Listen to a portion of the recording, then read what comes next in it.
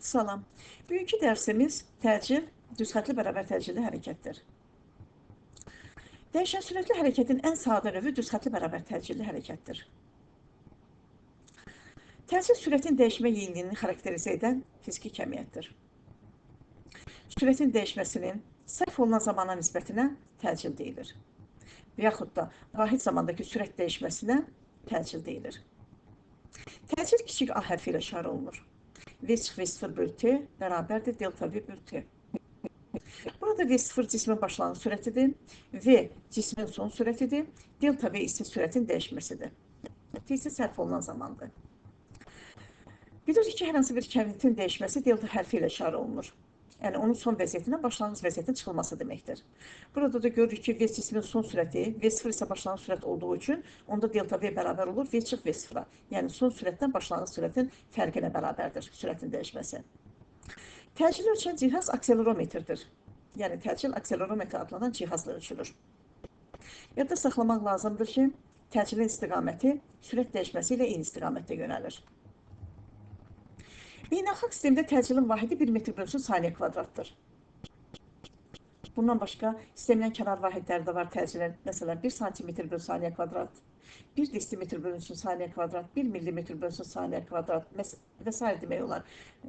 Ya da deyə bilərik ki, 1 cm bölünsün dəqiqə kvadrat. Lakin beynəlxalq sistemdə vahidi 1 metr bölünsün saniyə kvadratdır. İndi bu 1 metr bölünsün saniyə kvadrat necə alınır? Buna baxaq. Təcilin bu düsturunu bir də yazsaq, A bərabərdir delta V bölü T. Bilirik ki, sürətin beynəlxalq sistemdə vahidi 1 metr bölünsün saniyə bərabərdir. Zaman vahidimiz də beynəlxalq sistemdə 1 saniyədir. Buradan alarıq 1 metr bölünsün saniyə kvadrat. İndi tərif elə 1 metr bölünsün saniyə kvadrata. 1 saniyədə sürətini 1 metr bölünsün saniyə qədər dəyişən cismin təcillinə 1 metr bölünsün saniyə kvadrat deyilir. Təkrar edirəm. 1 saniyədə sürətini 1 metr bölünsün saniyə qədər dəyişən cismin təcillinə 1 metr bölünsün saniyə kvadrat deyilir. Təcilin düsturunu bir də yazsaq, A bərabərdir V çıx V0 bölü T. Buradan V çıx V0-ı təyin eləsək, bunu necə təyin edirik? Təcilin məxrəcini 1 qəbul edirik, sonra çarpaz vururuq. Buradan V çıx V0 vurulsun 1 bərabərdir AT-yə. V çıx V0 bərabərdir AT. Buradan V-ni təyin eləsək, onda V bərabər olar V0 üstə gəl AT. Bu düstur düzxətli bərabər təcilli hərəkətdə ani sürətin düsturudur. Sürətin x ox üzərindən proyeksiyasından söhbət gedirsə, onda Vx bərabər olar V0x üstə gəlinsin AXT. Təcilin iki növü var. Bərabər təcilli hərəkət, bir də dəyişən təcilli hərəkət. Bərabər təcilli hərəkətdən söhbət gedirsə, təcil vektoru sabit qalmalıdır, dəyişməli deyil. Niyə edilir bərabər təcilli hərəkət?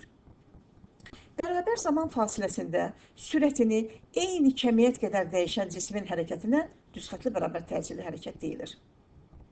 Təkrar edirəm, bərabər zaman fasiləsində sürətini eyni kəmiyyət qədər dəyişən cismin hərəkətinə düzxətli bərabər təcilli hərəkət deyilir. Yəni, bərabər təcilli hərəkətdən söhbət gedirsə, təcil vektoru sabit olmalıdır. A bərabər olmalıdır, const. Düzxətli bərabər təcilli hərəkətin iki növü var. Bərabər yeyinləşən və bərabər yavaşlayan hərəkət. Əvvəlcə bərabər yeyinləşən hərəkəti izah edək. Bu gördüyünüz şəklə bir diqqət edək. Görürük ki, burada cisim hərəkət edir, x oxu ilə eyni istiqamətdə hərəkət edir. Başlanğıc sürəti x oxu ilə eynidir. Və təcil də onunla eyni istiqamətdə yönəlirdi x oxu ilə. Yəni, hər ikisinin işarəsi müsbətdir. Bu hərəkət x oxu istiqamətində bərabər yeniləşən hərəkətdir. Yəni, hərəkətin x oxu istiqamətində olmasını göstərən başlanğıc sürətdir.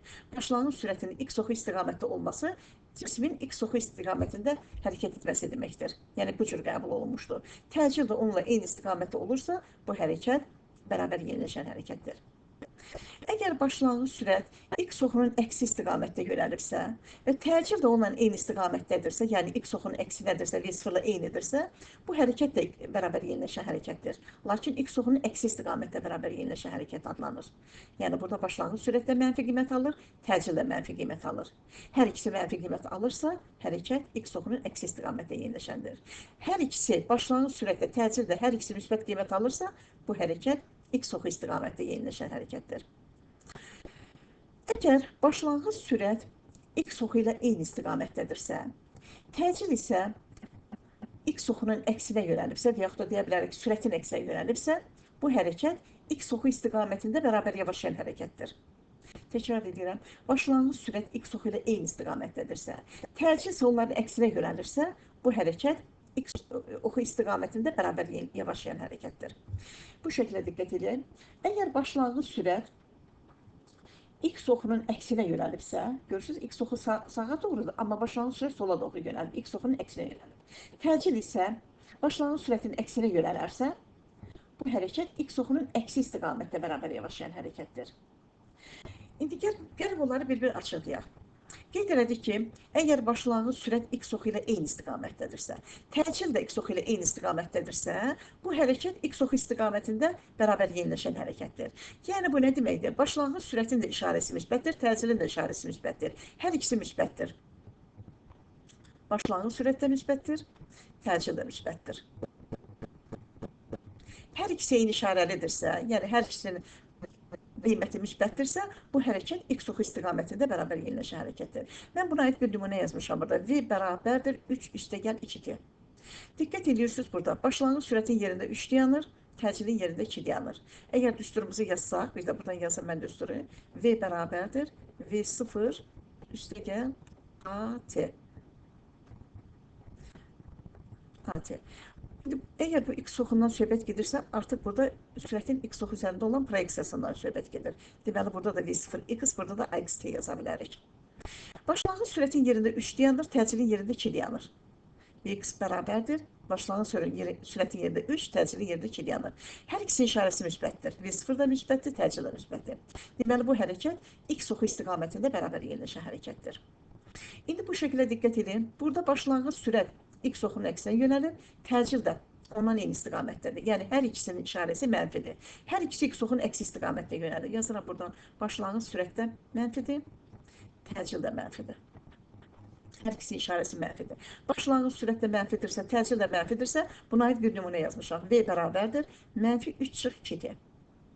Diqqət edin, yenə də düsturumuzu yazaq buradan. V bərabərdir, yəni Vx-dan söhbət gedir. V0 x mənfi V0x olacaq artıq burada. Minus AXT. Başlanğıc sürətdə mənfidir, təcil də mənfidir. Deməli, bu hərəkət x oxunun əksi istiqamətdə yeniləşən hərəkətdir. Başlanğıc sürətin yerində mənfi 3 dayanır, təcilin yerində mənfi 2 dayanır. Bu hərəkət x oxunun əksi istiqamətdə bərabər yeniləşən hərəkətdir. Əgər başlanğıc sürət x oxu ilə eyni istiqamətdədirsə, təcil isə onun əksinə yönəlirsə, bu hərəkət x oxu istiqamətdə bərabər yavaşlayan hərəkətdir. Baxaq, başlanğıc sürəti müsbətdir, sıfırdan böyükdür, təcil isə mənfidir. Buna qeyd edirəm. Başlanğıc sürət müsbət, təcil isə mənfidir. Bu hərəkət x oxu istiqamətində yavaşlayan hərəkət adlanır. Burada indi nümunə də vermişəm. V bərabərdir 3/2t. Yəni, burada başlanğıc sürətin yerində 3 dayanır, təcilin yerində isə mənfi 2 dayanır. Deməli, hərəkət x oxu istiqamətində bərabər yavaşlayan hərəkətdir. Bu şəkildə diqqət edək. Başlanğıc sürət x oxunun əksinə yönəlibdir, təcil isə x oxu ilə eyni istiqamətdədir. Deməli, bu hərəkət x oxunun əksi istiqamətdə bərabər yavaşlayan hərəkətdir. Buradan yazıram, başlanğıc sürətin işarəsi mənfidir, təcilin işarəsi isə müsbətdir. Deməli, bu hərəkət oldu x oxunun əksi istiqamətində, istiqaməti bildirən başlanğıc sürətdir. Başlanğıc sürət x oxunun əksinə yönələrsə, bu hərəkət x oxunun əksi istiqamət hərəkət adlanır. Deməli, x oxunun əksi istiqamətdə yavaşlayan hərəkət. Çünki təcil sürətin əksinə yönəlibdir. Burada bir nümunə də vermişəm. Əgər başlanğıc sürət mənfi, təcil müsbət olarsa, V bərabərdir mənfi 3/2t. Diqqət edin, başlanğıc sürətin yerində mənfi 3 dayanır, təcilin yerində isə 2 dayanır, müsbət 2. Başlanğıc sürət mənfi, təcil müsbət olmalıdır. Başlanğıc sürətin yerində mənfi 3, təcilin yerində 2 dayanır. Bu hərəkət x oxunun əksi istiqamətində bərabər yavaşlayan hərəkətdir. Burada bir sıra məqamlar var ki, onlara diqqət etmək lazımdır. Əgər cismin başlanğıc sürəti sıfıra bərabər olarsa, burada x oxundan söhbət getdiyi üçün burada proyeksiyalardan söhbət gedir. Başlanğıc sürətin proyeksiyası sıfıra bərabər olarsa, onda tənliyimiz bizə nəyi verər? Vx bərabərdir V0 üstəgəl AXT-dir tənliyimiz. Deməli, əgər başlanğıc sürət əgər sıfıra bərabər olarsa, onda düsturda qalacaq Vx bərabərdir AXT qalacaq. Yəni bu qalır, bu ifadə qalır.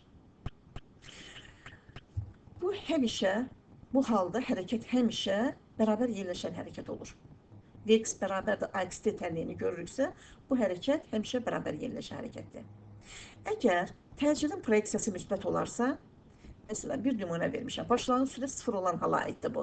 Yəni cisim sükunət halına hərəkətə başlayır. Başlanğıc sürətə sıfıra bərabər olarsa, təcrid proyeksiyamız müsbətdirsə, burada nümunə vermişəm. Vx bərabərdir 3t. Bu hərəkət x oxu istiqamətində bərabər yerləşən hərəkətdir. Başlanğıc sürət sıfır olarsa, təcrid müsbət olarsa, Vx bərabərdir 3t. Bu hərəkəti haqqında deyə bilərik ki, x oxu istiqamətində bərabər yerləşən hərəkətdir. Və bir də belə bir nüans var burada.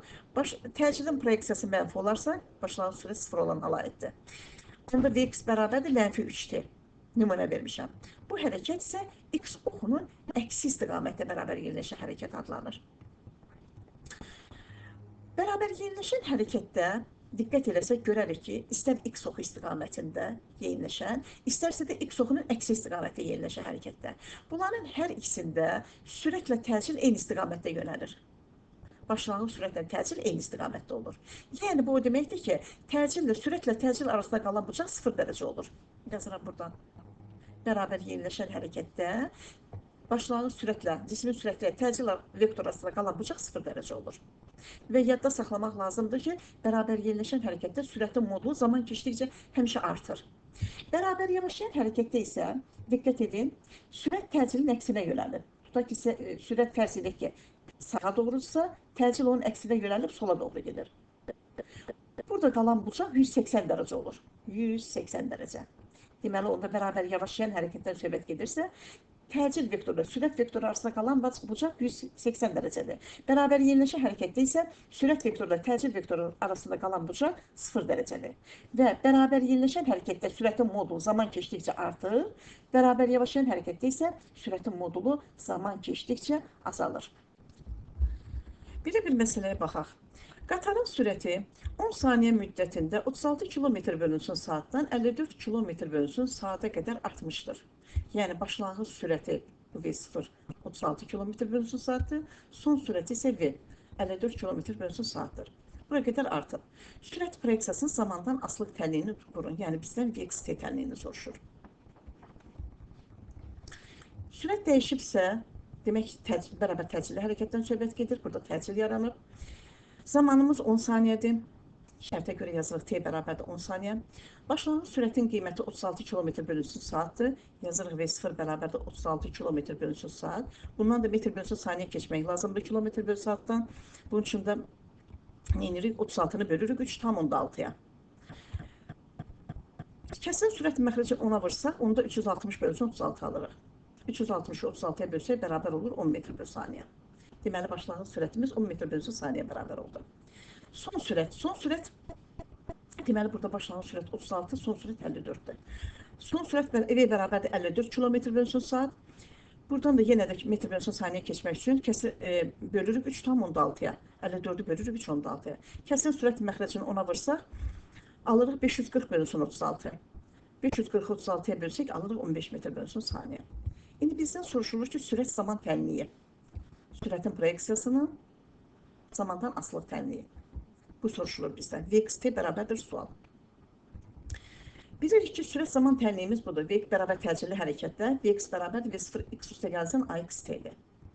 Diqqət eləsək görərik ki, burada V0 x-in qiyməti məlumdur. Yəni, başlanğıc sürətin qiyməti məlumdur, 10-dur. Təcridin qiyməti isə yoxdur. Təcrid düsturuna A bərabərdir V0 bölünsün t-dən biz təcridi təyin edə bilərik. Son sürətin yerinə 15 qoyarıq. Başlanğıc sürətin yerinə 10 qoyarıq. Zamanımız da şərtdə verilib ki, 10 saniyədir. 15 10 bölü 10 bərabərdir 5 bölü 10. 5-i 10-a bölsək, edəcək 0,5 metr/saniyə kvadratı. Deməli, təcridi hesabladıq. Təcridin proyeksiyası 0,5 metr/saniyə kvadratı bərabər oldu. İndi sürət zaman tənliyimizi qura bilərik. Tənliyimiz budur. Vx bərabərdir V0 x üstə gəl AXT. Başlanğıc sürətin yerində dayanır 10. 10 dayanır 10. Üstə gəl. Təcridin də qiymətini hesabladıq 0,5t. yazarıq 0,5 vurulsun t. Deməli, sürət zaman tənliyimiz Vx bərabər də 10 üstəgəl 0,5 t-dir. Yadda saxlamaq lazımdır ki, bərabər yerləşən hərəkətdə sürət, impuls, kinetik enerji. Bunlar həmişə artır. Bu kəmiyyətlər üçü də artır. V də artır, P də artır, Y kinetik də artır. Bərabər yerləşən hərəkətdə sürət, impuls, kinetik enerji artır. Bərabər yavaşlayan hərəkətdə isə sürət, impuls, kinetik enerji. Bunlar azalır. Hər üçü azalır. V də azalır, impuls P də azalır, Y kinetik də azalır. Bərabər təcilli hərəkətdən söhbət gedərsə, bərabər təcilli hərəkətdə təcil, əvəzləyici qüvvə sabit qalır və sıfırdan fərqli olur. Bir də təkrar edirəm. Bərabər yerləşən hərəkətdə sürət, impuls, kinetik enerji artır. Bərabər yavaşlayan hərəkətdə sürət, impuls, kinetik enerji azalır. Bərabər təcilli hərəkətdə isə təcil və əvəzləyici qüvvə sabit qalır və sıfırdan fərqli olur. Yenə də bir məsələ izah edəcəm sizin üçün. Cismin sürəti 10 dəqiqə müddətində sıfırdan, bu deməkdir ki, sıfırdan deyirsə, yəni artıq başlanğıc sürətimiz sıfıra bərabərdir. 30 metr bölünsün saniyə qədər artmışdır. Bu isə son sürəti verir bizə. Bu V-nin qiymətidir. 10 dəqiqə çevirək.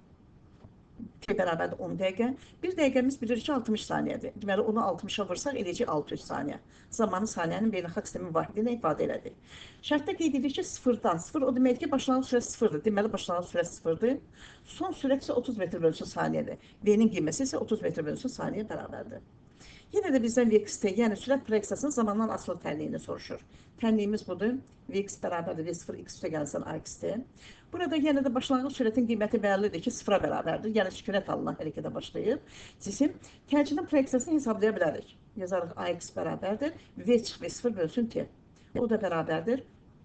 Son sürətin qiyməti 30'dur. Yazırıq 30. Başlanğıc sürətimiz 0'dır. Çıx 0 bölünmüş. Zamanı da çevirdik 600. Bölünmüş 600. Bərabərdir 30 bölü 600. Bu da 30'u da 600'e bölsək 20'də 1 alarıq. 1'i də 20'ye bölsək 10'lu kəsirdən ifadəsi 0,105'e verər bizə.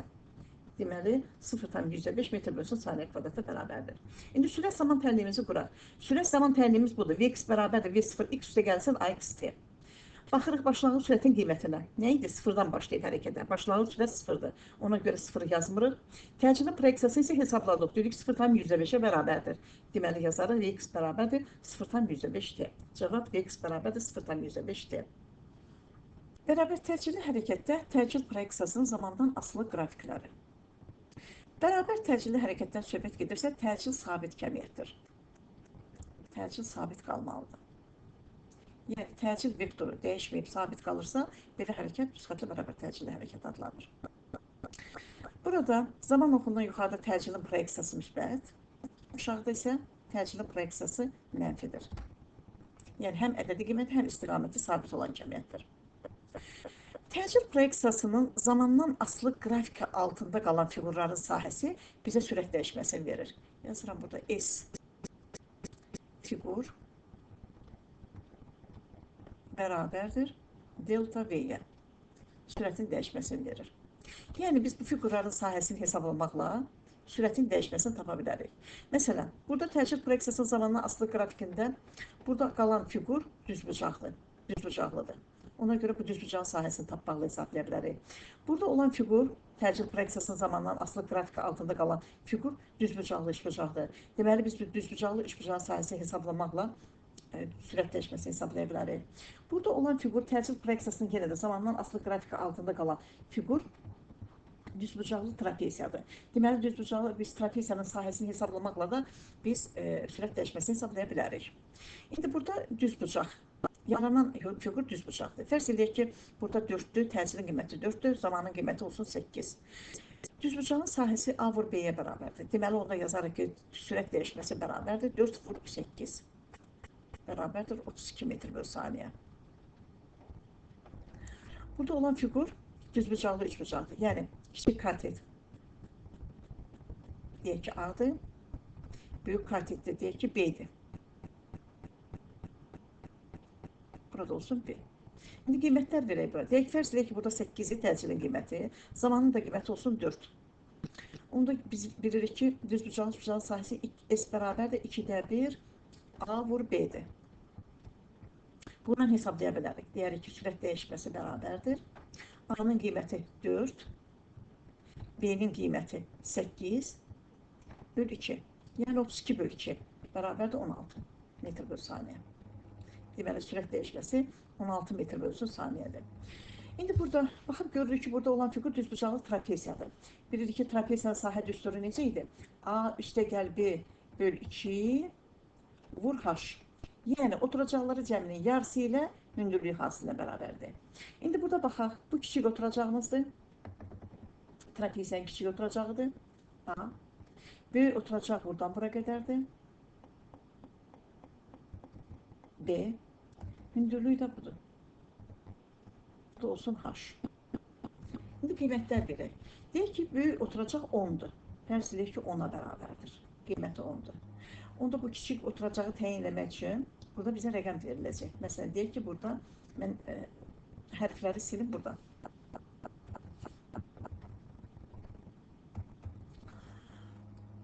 Yazıram burada. Deyək ki, burada 8'dir.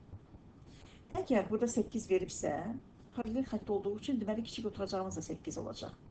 Hündürlük də fərz edək ki, 2'dir. Onda sahə düsturuna, trapeziya sahə düsturuna əsasən biz sürət dəyişməsini hesablaya bilərik. A'nın yerində dayanacaq 8. 8. Üstəgəl B'nin yerində buradan bura qədər böyük oturacaq 10. Böl 2 vur. Hündürlüyümüz də budur. 2. Burada 2'lər gedər. 10 üstə 8 gəlsə gələr 18 metr böl saniyə.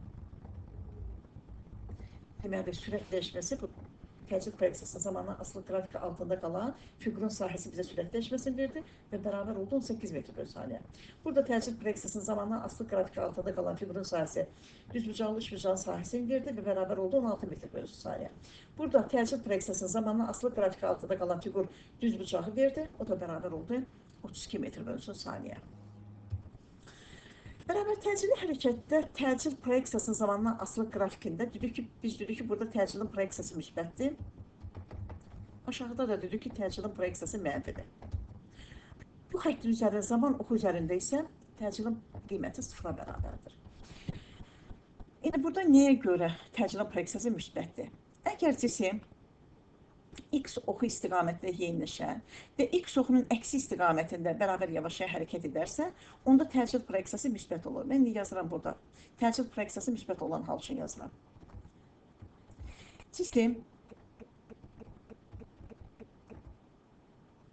X oxu istiqamətində bərabər yeniləşən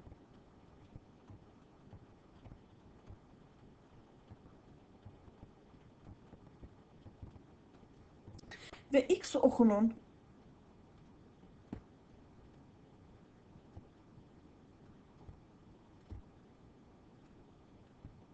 əksi istiqamətində bərabər yavaşayan hərəkət edərsə,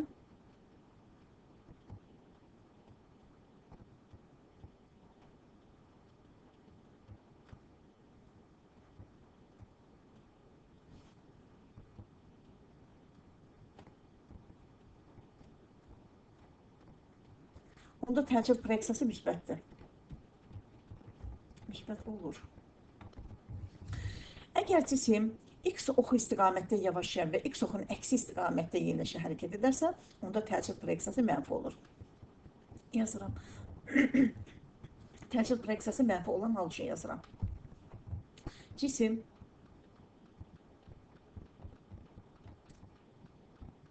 X oxu istiqamətində bərabər yavaşayan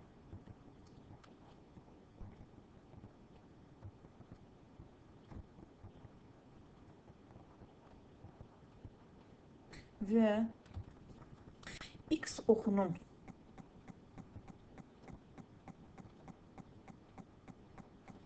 əksi istiqamətində bərabər yeniləşən hərəkət edərsə,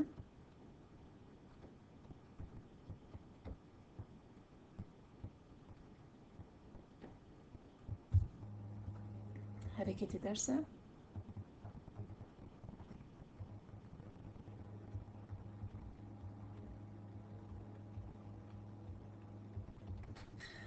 onda təcilin proyeksiyası mənfi olur. Deməli, x oxu istiqamətdə yeniləşən və x oxunun əksi istiqamətdə yavaşlayan hərəkət edərsə təcil proyeksiyası müsbət. X oxu istiqamətdə yavaşlayan və x oxunun əksi istiqamətdə yeniləşən hərəkət edərsə, onda təcil proyeksiyası mənfi olur. Əgər cisim düz xətli hərəkət edərsə, düz xətli bərabər sürətli, indi o da qeyd edək, düz xətli bərabər sürətli hərəkət edərsə,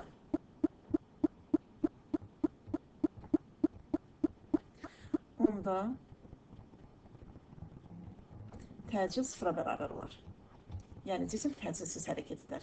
Deməli, burada cisim x oxu istiqamətdə yeniləşən və x oxunun əksi istiqamətdə yavaşlayan hərəkət edir.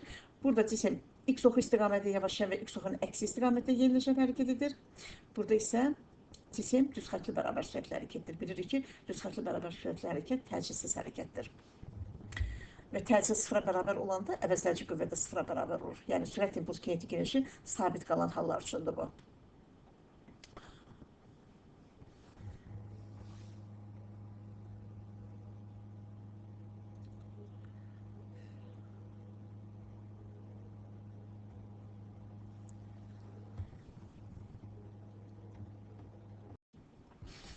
Bərabər təcilli hərəkətdə sürətin proyeksiyasının zamandan asılı qrafiki.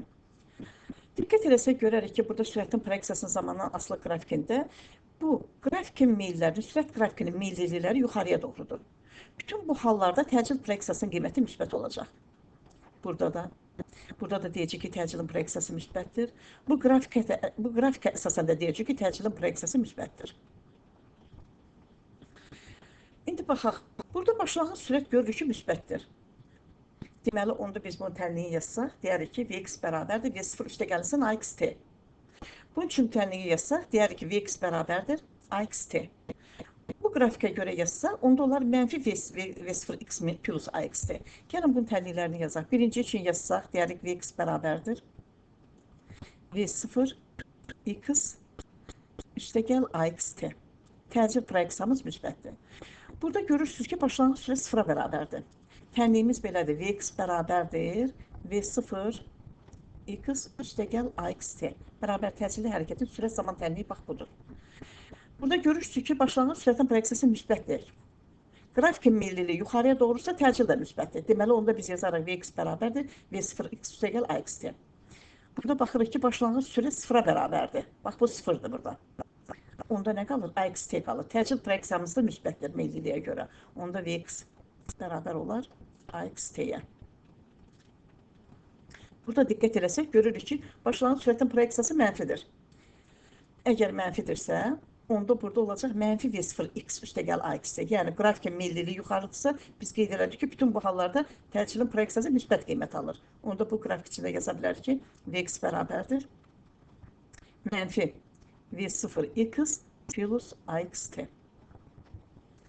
İndi bura baxsaq, görürük ki, bu qrafikdə görürük ki, sürət qrafikinin meyillilikləri aşağıya doğrudur. İndi burada baxaq, başlanğıc sürətin proyeksiyası müsbətdir. Meyillilik aşağıdırsa, bütün bu hallarda, başlanğıc sürət sıfıra da bərabər olsa, mənfi də olsa, bütün bu hallarda təcilin proyeksiyası mənfi qiymət alacaq. Deməli, AX da mənfidir hər içində. Burada da AX mənfidir. Burada da təcil proyeksiyamız mənfidir. İndi tənliklərimizi qura bilərik.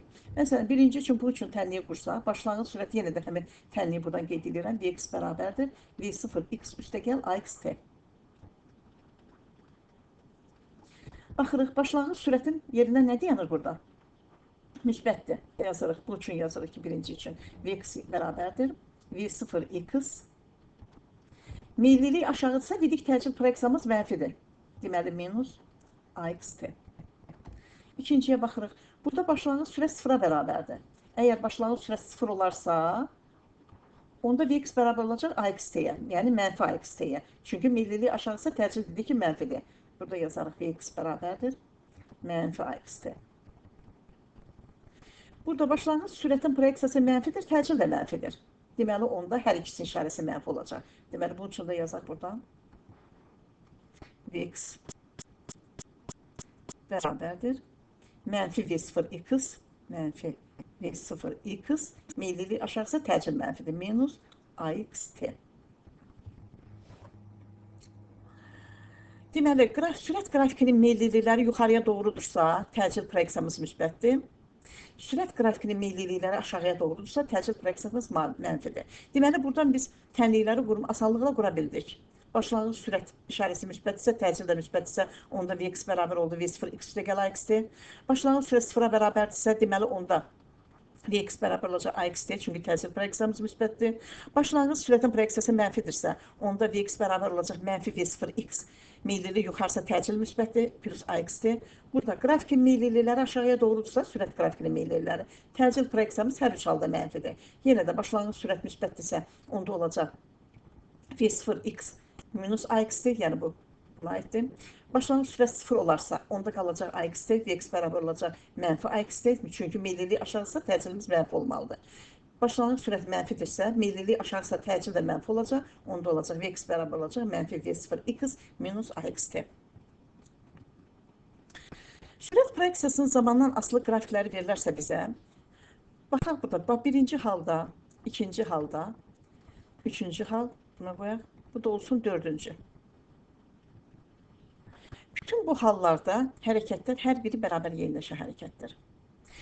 Bu qrafikə baxanda, sürət qrafikinin zamandan asılı qrafikinə baxanda, deyirik ki, bu hərəkətlər bərabər yavaşlayan hərəkətdir. İstər 1, istər 2.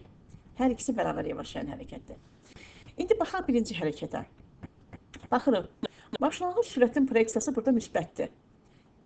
Meyillilik də yuxarıya doğrudursa, demək təcil proyeksiyamız müsbətdir. Bunun tənliyini yazsaq, deyərik ki, Vx bərabərdir. V0 x üstə gəl AXT. Tənliyimiz budur. Bu üçün yazsaq, ikinci üçün, başlanğıc sürət burada 0-a bərabərdir. Deməli, onda olacaq Vx bərabər olacaq AXT-yə. Bura baxırıq, başlanğıc sürət yenə də 0-a bərabərdir, ancaq meyillilik aşağısa nə olmalıdır? Təcil proyeksiyamız mənfi olmalıdır. Onda yazırıq Vx bərabərdir, mənfi AXT. Dördüncü üçün yazanda görürük, başlanğıc sürətin proyeksiyası mənfidir və meyillilik aşağısa təcil də mənfidir. Deməli, onda Vx bərabər olar, mənfi V0 x minus AXT. Bir də izah edirəm. Biz qeyd etdik ki, sürət qrafikinin meyilliliyi yuxarıya doğrudursa, təcil proyeksiyamız müsbət olmalıdır. Deməli, onda 1 ilə 2 üçün biz təcil proyeksiyasını hər ikisi müsbət götürməliyik. Tənliyi quranda tənliyimiz budur. Vx bərabərdir V0 x üstə gəl AXT. Tənliyi də quranda baxırıq. Təcil müsbətdirsə, başlanğıc sürət də müsbətdirsə, onda deməli bu tənlik ödənilir burada. Baxırıq, başlanğıc sürət 0-a bərabərdir, təcil burada müsbətdir. Çünki zaman oxundan uzaqlaşıb, sürət qrafikinin meyilliyi yuxarıya doğrudur. Onda Vx bərabər olacaq AXT-yə. Burada başlanğıc sürət 0-dır, qrafikin meyilliyi aşağıya doğrudur. Deməli, onda Vx bərabər olacaq mənfi AXT. Çünki sürət qrafikinin meyilliyi aşağıya doğrudursa, təcil proyeksiyamız mənfi olmalıdır. Başlanğıc sürət mənfidir, sürət qrafikinin meyilliyi də aşağıya doğrudur. Deməli, onda təcil proyeksiyası mənfidir, başlanğıc sürət də mənfi olduğu üçün Vx bərabər olacaq mənfi V0 x minus AXT. Deməli, bir üçün deyərik ki, cisim x oxu istiqamətində bərabər yeniləşən hərəkət edir, başlanğıc sürəti olan və yeniləşən. 2 üçün deyərik ki, cisim sükunət vəziyyətindən hərəkətə başlayıb, çünki başlanğıc sürəti 0-a bərabərdir. Onda Vx bərabər olar AXT-yə. 3-ə görə deyə bilərik ki, burada da başlanğıc sürət 0-dır. Yenə də qrafik zaman oxundan x oxun əksi istiqamətində uzaqlaşır. Onda təcil proyeksiyamız mənfi olur. Vx bərabər olur mənfi AXT. 4 üçün deyərik ki, yenə də başlanğıc sürət mənfidir və qrafikin meyilliliyi aşağıya doğru aşağılaşırsa, yenə də təcil proyeksiyası mənfidir. Onda Vx bərabər olar mənfi V0 x minus AXT. Bu qrafikə də diqqət yetirsək, görərik ki, sürət qrafiki zaman oxuna yaxınlaşır. Sürət qrafiki zaman oxuna yaxınlaşırsa, bərabər yavaşlayan hərəkətidir. Onda tənliyimizi yazsaq birinci üçün, deyərik ki, Vx bərabərdir V0 x minus AXT. Çünki sürətin meyliliyi aşağıdırsa, təcil proyeksiyamız mənfi olmalıdır. Burada x oxunun əksi istiqamətdə yavaşlayır. Başlanğıc sürət mənfidir, meyliliyi yuxarıdırsa, təcil proyeksiyamız müsbət olmalıdır. Onda Vx bərabər olar mənfi V0 x üstə gəl AXT. Deməli, sürət qrafikləri zaman oxundan uzaqlaşarsa, bu hərəkətlər bərabər yeniləşir. Sürət qrafiki zaman oxuna yaxınlaşırsa, bu hərəkətlər bərabər yavaşlayan hərəkətdir. İndi bunu biraz açıqlayaq. Birdə deyirik ki, Sürət qrafiki zaman oxundan uzaqlaşırsa, deməli x oxu istiqamətində bərabər yerləşir. Başlanğıc sürəti var və x oxu istiqamətdə yerləşir. 2 üçün deyirik ki, başlanğıc sürəti yoxdur. Cisim sükunət vəziyyətdə hərəkətə başlayıb və x oxu istiqamətdə yerləşir. 3-ə baxırıq, deyirik başlanğıc sürəti 0-a bərabərdir. Yəni cisim sükunət vəziyyətində hərəkətə başlayır və x oxunun əksi istiqamətdə yerləşir. 4 üçün deyirik ki, başlanğıc sürəti mənfidir və sürət zaman oxundan uzaqlaşırsa təsir proyeksiyamız mənfidir. Yenə də x başlanğıc sürəti var və x oxunun əksi istiqamətdə yerləşən hərəkətdə. Burada yavaşlayan hərəkətdə deyirik başlanğıc sürəti var və x oxu istiqamətdə yavaşlayır. Görürsünüz, başlanğıc sürətin qiyməti müsbətdir. Başlanğıc sürətimiz mənfidir və x oxunun əksi istiqamətdə yavaşlayır. İstiqaməti bildirən başlanğıc sürətdir. Deməli, sürət qrafikləri zaman oxundan uzaqlaşarsa, görürsünüz, bu 3-4 qrafikdə uzaqlaşır. Bu hərəkətlərin hər biri bərabər yeniləşən hərəkətdir. Sürət qrafiki zaman oxundan yaxınlaşarsa, bu hərəkətlər bərabər yavaşlayan hərəkətlərdir.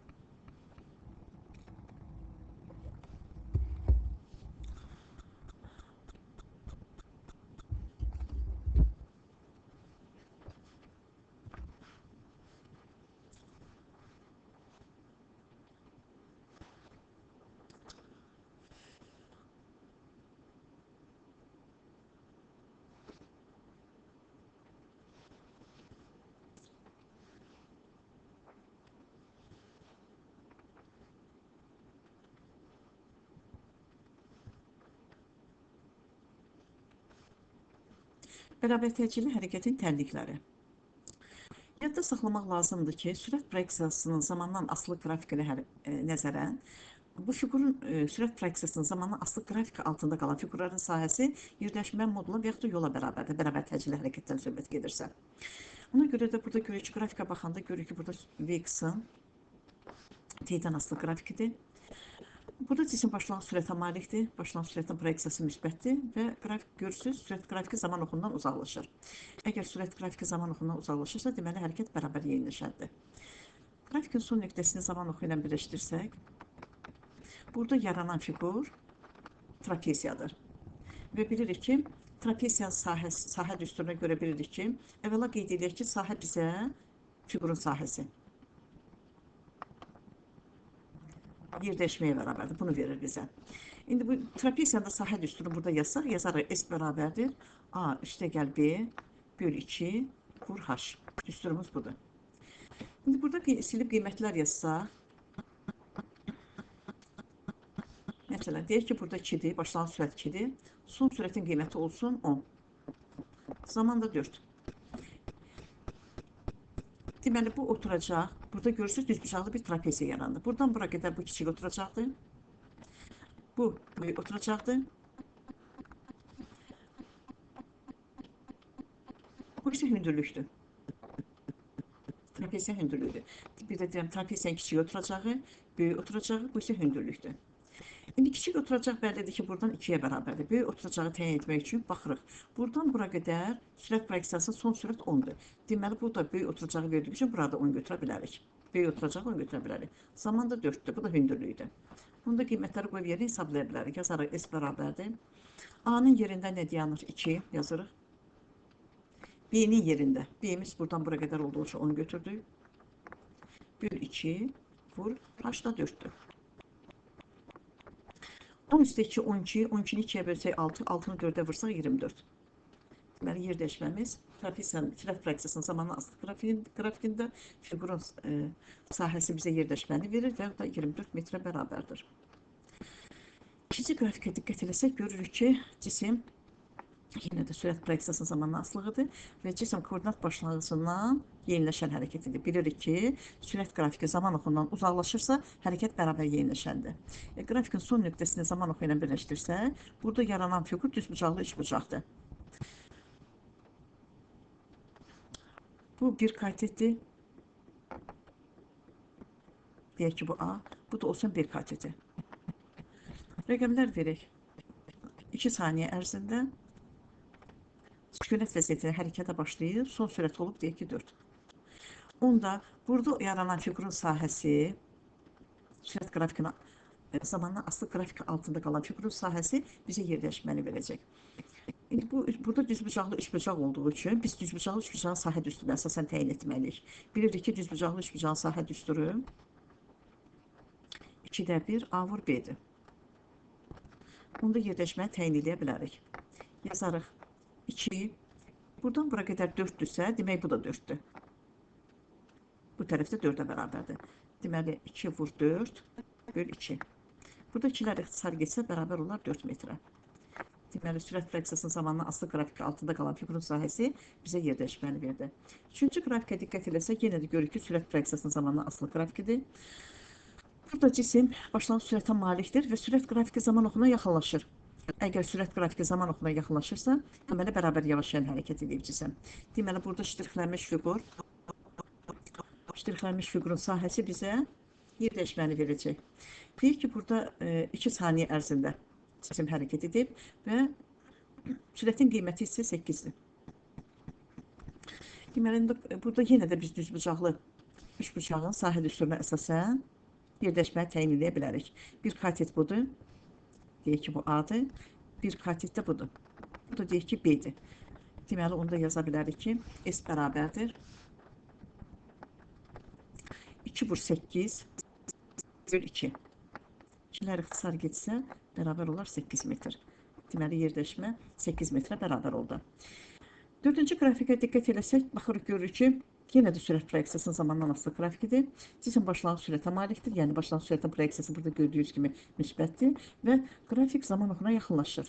Əgər sürət qrafiki zaman oxuna yaxınlaşırsa, deməli, bərabər yavaşlayan hərəkət edib cisim. Yəni də son nöqtəsini qrafikin son ucunu zaman oxu ilə birləşdirsək, burada yaranan fiqur olacaq trapesiya, düzbucaqlı trapesiya. Deməli, düzbucaqlı trapesiyanın sahəsini biz hesablamaqla yenə də yerləşməni hesablaya bilərik. Onda yazarıq ki, trapesiyanın sahə düsturunu bir də təkrar yazsam, S bərabərdir A, üstə gəl B, böl 2, vur H.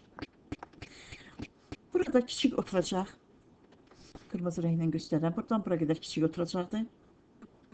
Buradan bura qədər trapesiyanın böyük oturacağıdır. Bu isə hündürlükdür.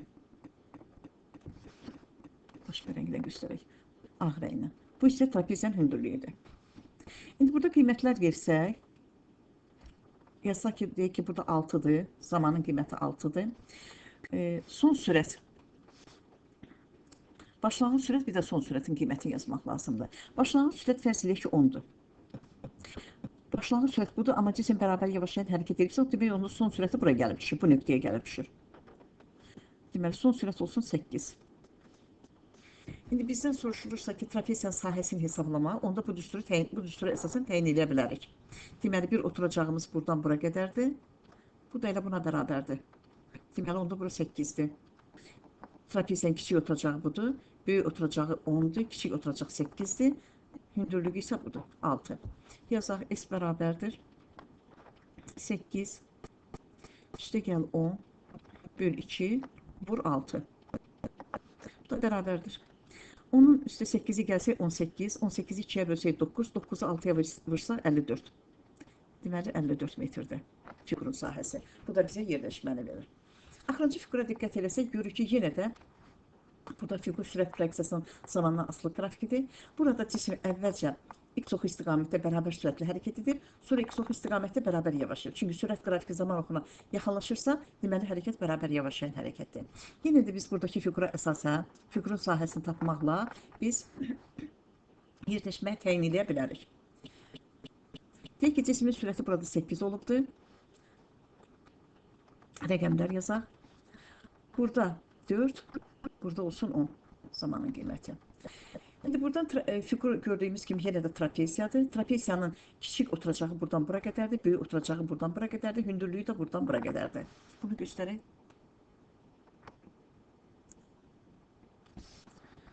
Bu kiçik oturacaqdır.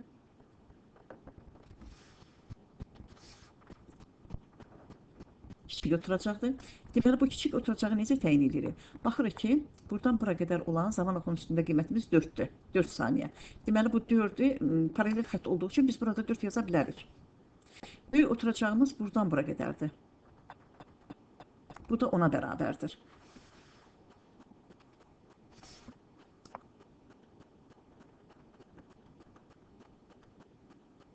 Bu da ona bərabərdir. Deməli, bu kiçik oturacaq 4, böyük oturacağımız buradan bura qədər, yəni ona bərabərdir. Hündürlüyü də buradan bura qədərdir. Bu da 8'dir. İndi hesablaya bilərik. Yazırıq yenə də trapesiya sahə düsturuna əsasən yazırıq S bərabərdir yerləşmə təyin etmək üçün. Oturacaqlar cəminin yarısı ilə hündürlüyü hansıdır? Kiçik oturacağımız budur. 4.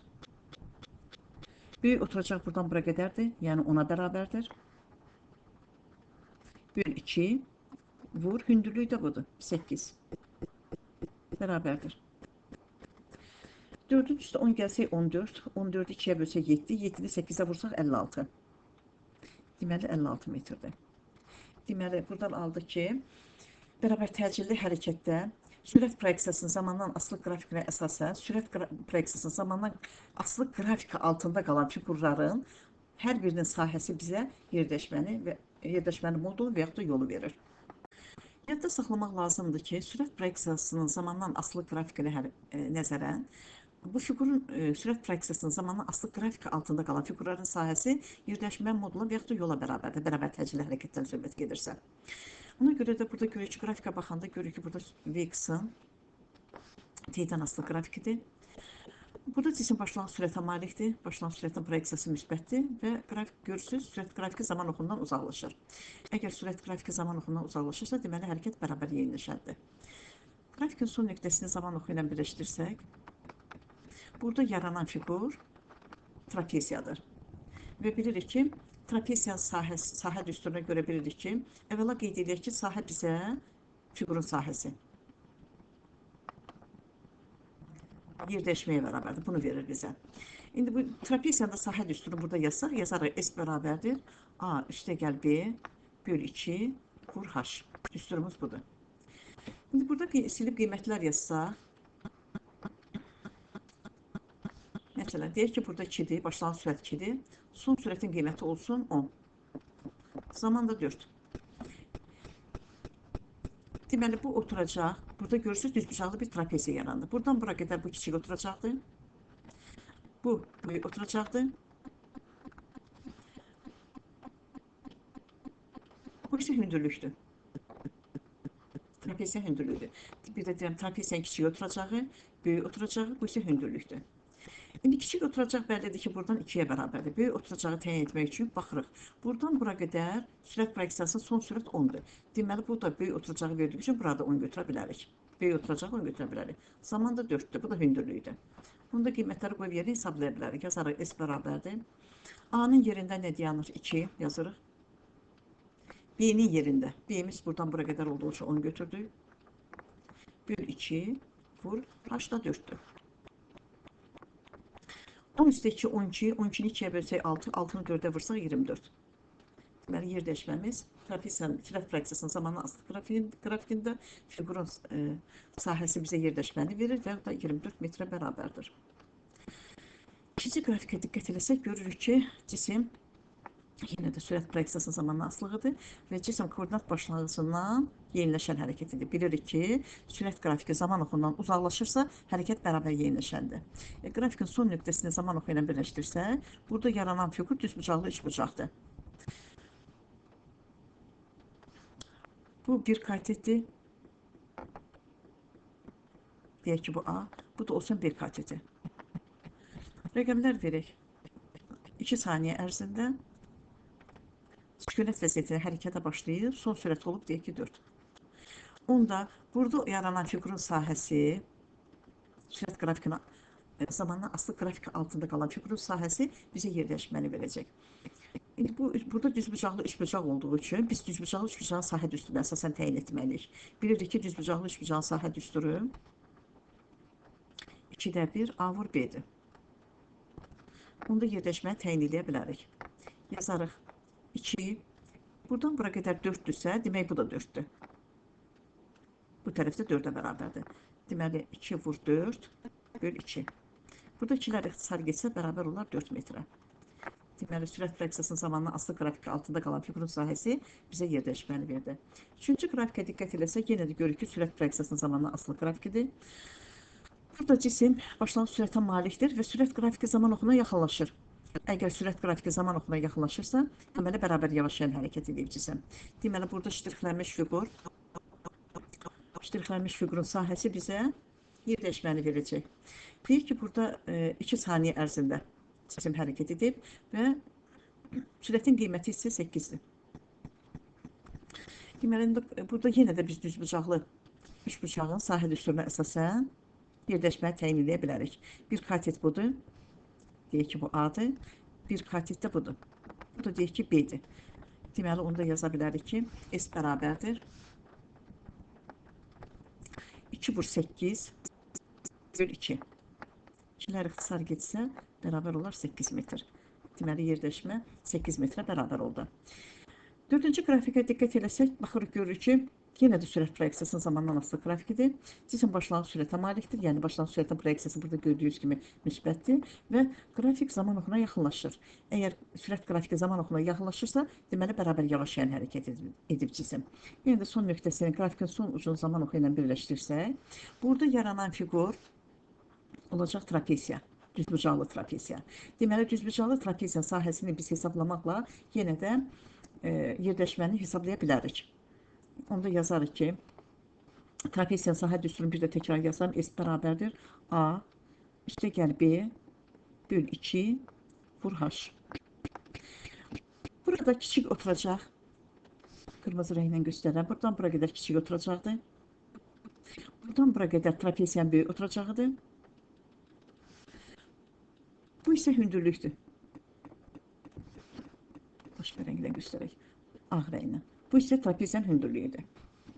İndi burada qiymətlər versək, yazsaq ki, deyək ki, burada 6-dır. Zamanın qiyməti 6-dır. Son sürət. Başlanğıc sürət, bir də son sürətin qiymətini yazmaq lazımdır. Başlanğıc sürət fərz edək ki, 10-dur. Başlanğıc sürət budur, amma cisim bərabər yavaşlayan hərəkət edirsə, demək onun son sürəti buraya gəlib düşür, bu nöqtəyə gəlib düşür. Deməli, son sürət olsun 8. İndi bizdən soruşulursa ki, trapesiyanın sahəsini hesablama, onda bu düstura əsasən təyin edə bilərik. Deməli, bir oturacağımız buradan bura qədərdir. Bu da elə buna bərabərdir. Deməli, onda bura 8-dir. Trapesiyanın kiçik oturacağı budur. Böyük oturacağı 10-dur. Kiçik oturacaq 8-dir. Hündürlüyü isə budur. 6.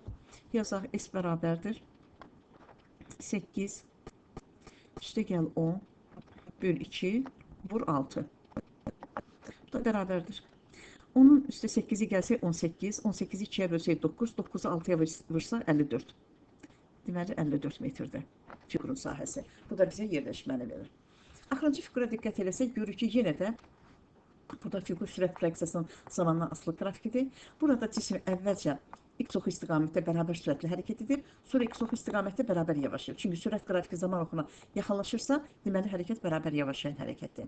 Yenə də biz buradakı fiqura əsasən, fiqurun sahəsini tapmaqla biz yerləşməyi təyin edə bilərik. Deyək ki, cismin sürəti burada 8 olubdur. Rəqəmlər yazaq. Burada 4, burada olsun 10 zamanın qiyməti.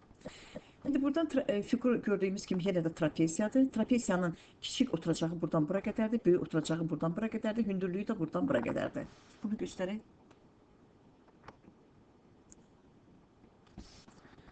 Bu kiçik oturacaqdır.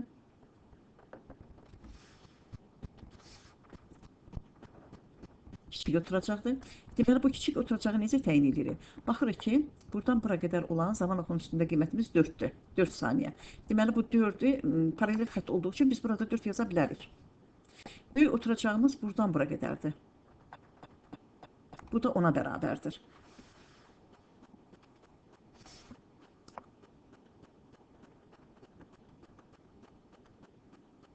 Bu da ona bərabərdir.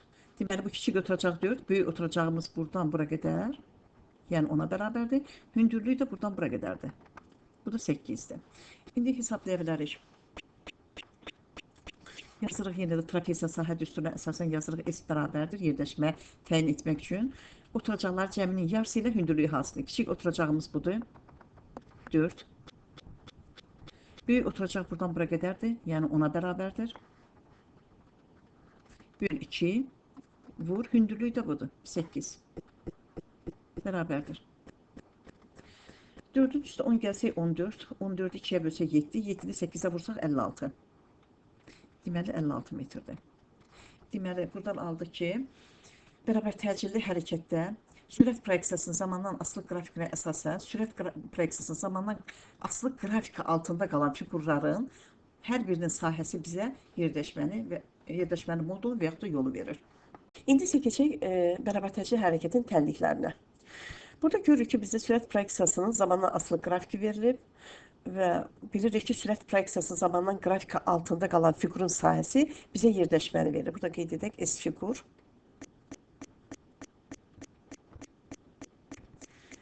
bərabərdir yerləşməyə. Və bu hərəkət haqqında fikrimizi desək, deyirik ki, bu hərəkət x9 istiqamətlə bərabər yerləşən hərəkətdir. Çünki burada sürət qrafiki zaman oxundan uzaqlaşır, başlanan sürətin proyeksiyası müsbətdir. Əgər qrafikin son ucunu, sürət qrafikinin son ucunu zaman oxu ilə birləşdirsək, burada bir düzbucaqlı trapeziya yaranır. Və bu düzbucaqlı trapeziyanın sahəsi bizə yer dəyişməni verir. Onda trapeziyanın sahə düsturunu yazsaq, deyirik ki, S bərabərdir A üstəgəl B bölü 2 vur H. Düsturumuz budur. İndi burada kiçik oturacaq, başqa rənglə göstərək, kiçik oturacaq buradan bura qədərdir. Trapeziyanın, yəni burada yaranan düzbucaqlı trapeziyadan söhbət gedir. Böyük oturacaq olacaq buradan bura qədər. Bu tərəf isə trapeziyanın hündürlüyüdür. Kiçik oturacaq əgər V0-dırsa, onda böyük oturacağın qiyməti, bura son sürət olduğu üçün, buradan bura qədər olan məsafə buna bərabərdir, paralel xətt olacaq. Deməli, burada V olacaq. Deməli, kiçik oturacağımız buradır, böyük oturacağımız buradan bura qədər V-dir, hündürlük isə zaman oxunun üzərindədir, T-yə bərabərdir. Bunda trapeziyanın sahə düsturuna əsasən biz yerləşməyi təyin edə bilərik. Yazarıq S bərabərdir. Yəni A-nın yerində V0, buradan bura qədər durur, V0. B-nin yerində V dayanır. Bölü 2 vur T. Deməli, bir düsturumuzu aldıq. Əgər cisim başlanğıc sürəti 0-a bərabər olarsa, onda S bərabər olar VT bölü 2. Bunu birdən işarə edirəm. İkinci düsturu almaq üçün yenə də bu düsturdan çıxacaq. Yazırıq S bərabərdir V0 üstəgəl V bölü 2 vur T. Burada V-nin yerinə bərabər təcili hərəkətin ani sürətin düsturunu yazsaq, yəni sürət zaman tənliyin V bərabərdir V0 üstəgəl AT. Bu tənliyimizi qoysaq, yəni bu düsturu biz buradakı V-nin yerinə yazırıq. Onda V0 üstəgəl V0 üstə AT bölü 2 vur T alırıq. V0 üstə V0 bizə 2V0 verir. Üstəgəl AT mütərizədən sonra T bölü 2. Mütərizəni vurub açsaq, onda 2V0 T üstəgəl AT kvadratı bölü 2 alınır. Hər iki tərəfi ayrı-ayrı kəsr şəklində yazsa, onda alarıq 2V0 T bölü 2 üstəgəl AT kvadratı bölü 2. Burada ikilər ixtisar getsə, onda alarıq V0 T üstəgəl AT kvadratı bölü 2. Yəni bu tənliyi alırıq. Və bu tənliyi də mən yerləşdirmişəm burada. S bərabərdir V0 T üstəgəl AT kvadrat bölü 2. Əgər başlanğıc sürət 0 olarsa, onda bu ifadədə 0 olur. S bərabər olur AT kvadrat bölü 2. Yəni bunu da 2 ilə işarə eləmişəm. Üçüncü tənliyi isə yenə də bu düsturdan alınır. Üçüncü tənliyi də S bərabərdir V0 üstəgəl V bölü 2 vur T tənliyində T-nin yerinə təcil düsturundan zamanı tapıb qoyuruq. Təcil düsturu bilirik ki, A bərabərdir V çıx V0 bölü T-dir. Buradan T-ni təyinləmək üçün A-nın məxrəcini bir qəbul edib çarpaz vururuq. Onda burada alırıq ki, V çıx V0 vur 1 bərabər olur A vur T-yə. Buradan T-ni tapsaq, onda A məxrəcə düşəcək, onda T bərabər olar V çıx V0 bölü A. İndi bu aldığımız bu ifadəni burada T-ni yerinə qoyuruq. Bura qoyuruq, yerləşdiririk. Bax, bunu yerləşdirib burada yerinə. Onda V0 üstə V bölü 2 vur, V çıx V0 bölü A alınır. Diqqət eləsək, görürük ki, kəsrlərin sürəti müxtəsər vurmaq üstünə gəlib çıxır. Onda yaza bilərik V kvadrat çıx V0 kvadrat bölü 2A. İndi aldığımız bu ifadəni də mən burada yerləşdirmişəm. S bərabərdir V kvadrat çıx V0 kvadrat bölü 2A. Əgər başlanğıc sürət 0 olarsa, onda S bərabər olar V kvadrat bölü 2A. Burada 3 ilə işarə eləmişəm. Bundan başqa sürətin yerləşmədən asılıq düsturunu çıxartmaq lazımdır. Bu üçün yenə də bu tənliyimizdən istifadə edirik. S-in məxrəcini bir qəbul edib 1 qəbul edib, çarpaz vururuq, alırıq V kvadrat 40 V0 kvadrat vur 1 bərabərdir caiz. Buradan V kvadratı təyin eləsək, onda V kvadrat bərabər olar V0 kvadrat üstəgəl caiz. Hər tərəfdən kvadrat kök alsa, onda V bərabər olur V0 kvadrat üstəgəl caiz. Bu tənliyi aldıq. Bu da burada yerləşdirmişəm. V bərabərdir V0 kvadrat üstəgəl caiz. Əgər başlanğıc sürəsi 0 olarsa, onda V bərabər olar kök altında caiz. Burada 4 ilə işarə eləmişəm. Bundan əlavə orta sürət düsturları var və V orta bərabərdir S böl T. Buradakı S-in yerinə bax bu düsturumuzu qoyduq. V0 üstə gəlib V böl 2 vur T böl T. Burada T'lər ixtisar getsə qalır V0 üstə gəlib V böl 2. Bu tənliyi aldıq. Bu da mən burada yerləşdirmişəm. V orta bərabərdir. V0 üstə gəlib V böl 2. Əgər başlanğıc sürəsi 0 olarsa, onda V orta bərabərdir V böl 2. Burada 5 ilə işarə eləmişəm. İkinci orta sürət tənliyi düsturunu almışam. V orta bərabərdir S böl T. Burada S-in yerinə ikinci tənliyimizi yazmışam bunu. V0 üstə gəl AT kvadrat böl 2. V0 üstə gəl AT kvadrat böl 2 böl T. Burada T'nin biri ixtisar getsə, yerdə qalır V0 üstə gəl AT böl 2. Burada yerləşdirmişəm. Burada V orta bərabərdir. V0 üstə gəl AT böl 2. Əgər başlanğıc sürəsi 0 olarsa, onda V orta bərabər olur AT böl 2. Bu da 6 ilə işarə eləmişəm.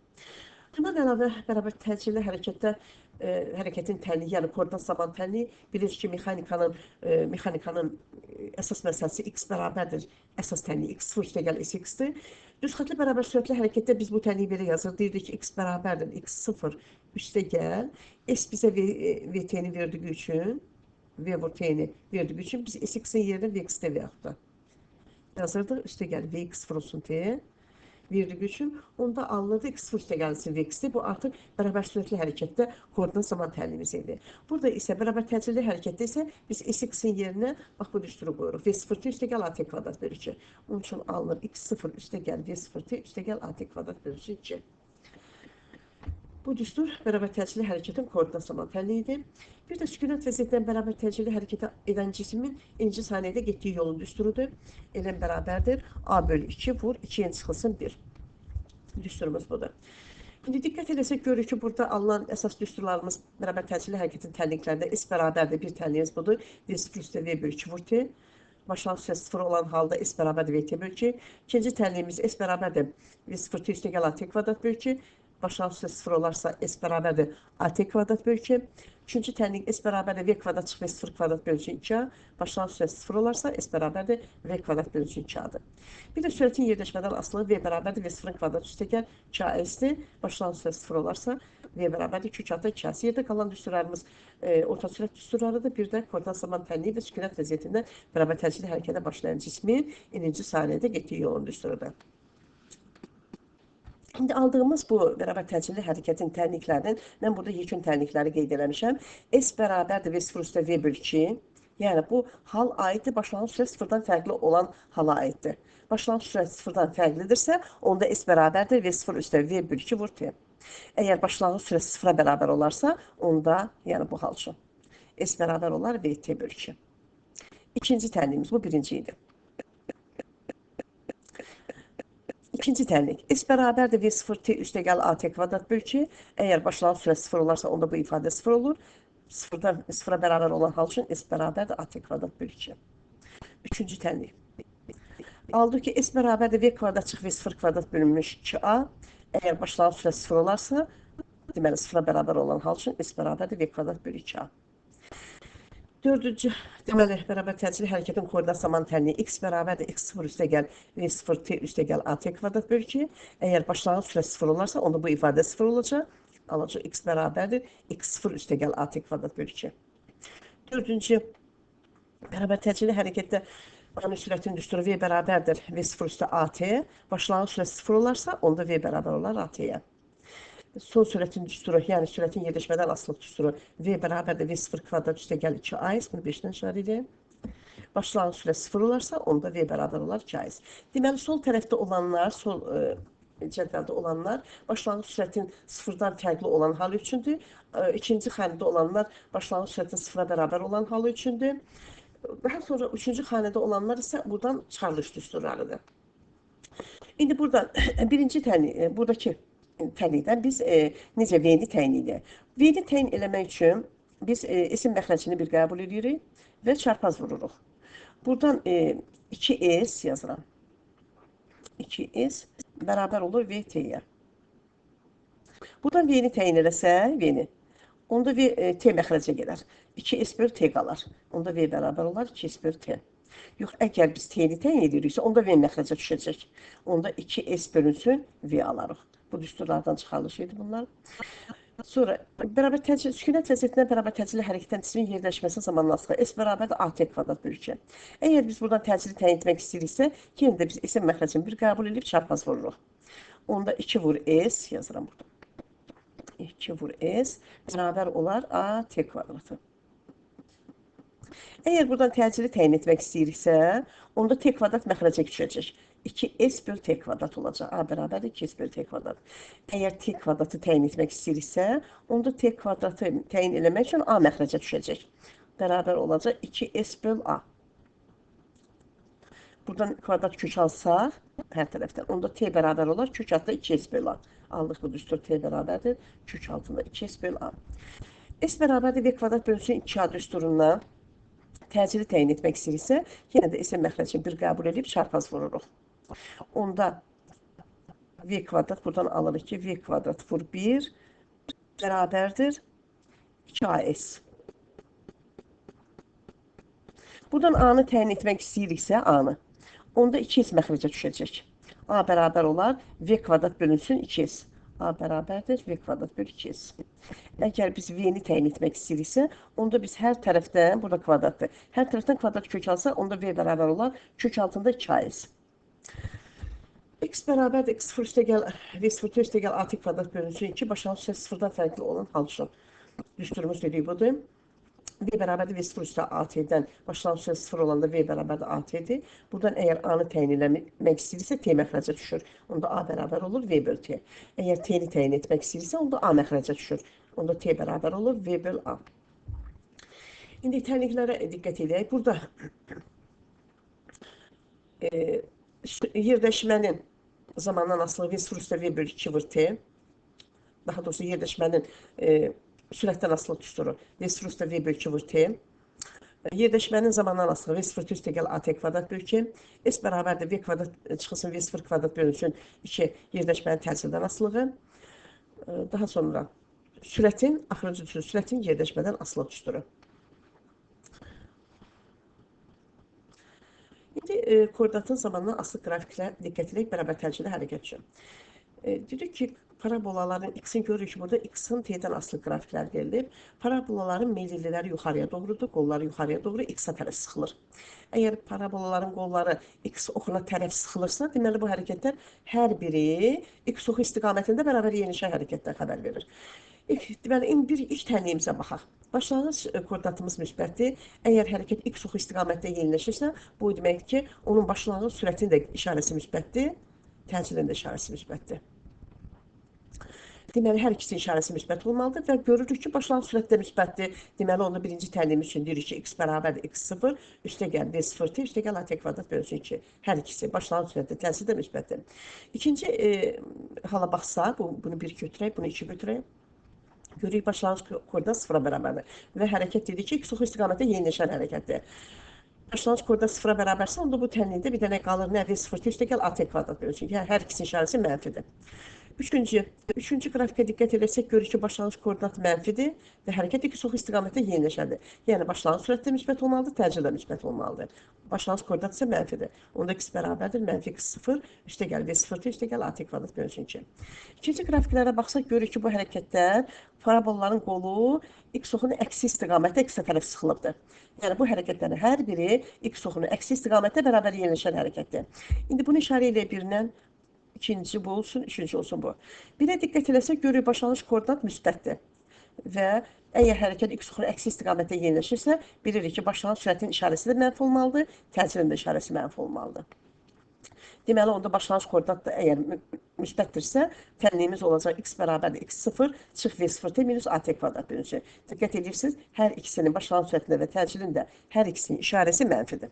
İkinciyə diqqət eləsək, ikinci qrafikdə görürük ki, burada başlanğıc koordinat sıfıra bərabərdir. Və hərəkət x oxun əksi istiqamətdə yeniləşib yenə də, deməli, onda başlanğıc sürətdə mənfi olmalıdır, təcil də mənfi olmalıdır.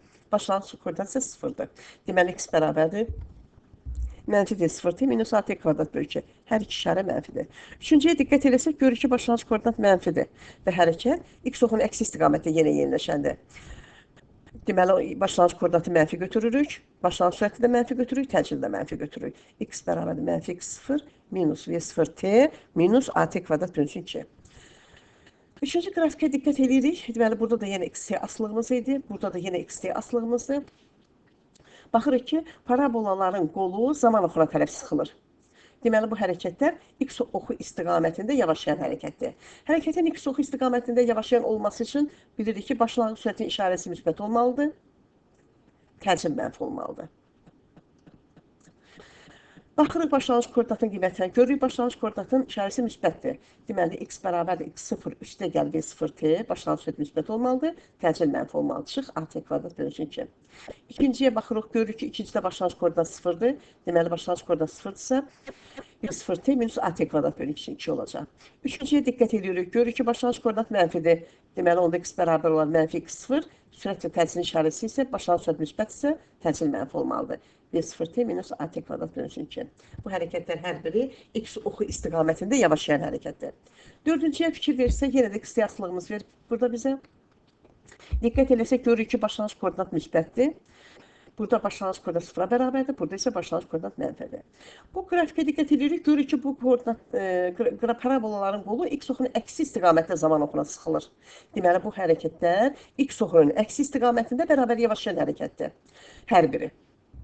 Birinci qrafikə, birinci baxırıq koordinatı görürük ki, müsbətdir. Bunu bir götürsək, görürük ki, birinci müsbətdir. Onda x bərabər olur x0 minus v0t. Yəni, burada nə olmalıdır? Əksi istiqamət bilirik ki, başlanğıc sürət mənfi olması deməkdir. Başlanğıc sürət mənfidir. Deməli, əgər yavaşlayan sözü varsa, deməli, təcil müsbətdir burada. Onda olacaq x0 minus v0t üstə gəl at kvadrat bölü 2. Başlanğıc sürəti mənfi, təcil müsbət olmalıdır. İkinciyə diqqət eləsək, görürük başlanğıc koordinat sıfıra bərabərdir. Əgər başlanğıc koordinat sıfırsa, yenə də başlanğıc sürəti mənfi, təcil müsbət olmalıdır. X bərabərdir, mənfi v0t üstə gəl at kvadrat bölü 2. Üçüncüyə də diqqət eləsək, görürük ki, başlanğıc koordinatın işarəsi mənfidir. Onda x bərabər olar mənfi x0, çıx v0t üstə gəl at kvadrat bölü 2. Yəni, bütün bu tənliklərimiz bərabər təcilli hərəkətin koordinat zaman tənliyindən yarandı. X bərabərdir, x0, üstə gəl v0t, üstə gəl a kvadrat bölü 2.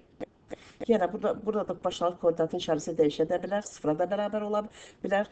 Başlanğıc sürətlə təcilin işarəsi hər ikisi müsbət olarsa, x oxu istiqamətdə yeniləşir. Başlanğıc sürət təcilin işarəsi hər ikisi mənfi olarsa, x oxunun əksi istiqamətdə yeniləşir. Başlanğıc sürət müsbət təcil mənfi olarsa, x oxu istiqamətdə yavaşlayır. Başlanğıc sürəti mənfi təcil müsbət olarsa, onda x oxunun əksi istiqamətdə yavaşlayan hərəkətdir. Deməli, diqqət edirik bir də parabolalara. Parabolaların qolu yuxarıya doğru qalxırsa, bu hərəkətlər x oxu istiqamətdə bərabər yeniləşən hərəkətdir. X-ə tərəf sıxılırsa, parabolaların qolu x oxunun əksi istiqamətdə x oxuna tərəf sıxılırsa, x oxunun əksi istiqamətdə bərabər yeniləşən hərəkətdir. Burada adlarını qeyd eləmişəm. Parabolaların qolu zaman oxuna tərəf sıxılırsa, x oxu istiqamətdə olan yavaşlayan hərəkətdir. Parabolaların qolu x oxunun əksi istiqamətdə zaman oxuna tərəf sıxılırsa, bu hərəkətlər isə x oxu əksi istiqamətdə bərabər yavaşlayan hərəkətdir. İndi isə keçək bu qrafiklərimizə. Biz qeyd etdik ki, x oxu istiqamətdə yeniləşən hərəkətin düsturu budur. S bərabərdir v0t üstə gəl at kvadrat bölü 2. Diqqət elədik, gördük ki, burada başlanğıc sürətin də işarəsi müsbət olmalıdır. Qeyd etdik ki, təcilin də işarəsi müsbət olmalıdır. Və burada cisim başlanğıc sürətə malikdir, işarəsi müsbətdir və hərəkət x oxu istiqamətdə yeniləşən hərəkətdir. Əgər hərəkət x oxu istiqamətdə yeniləşirsə, deməli, onun təcil proyeksiyası da deməli müsbət olmalıdır. Təcil proyeksiyasının işarəsi də burada müsbət götürmüşəm. Müsbətdir və təcil sabit olmalıdır.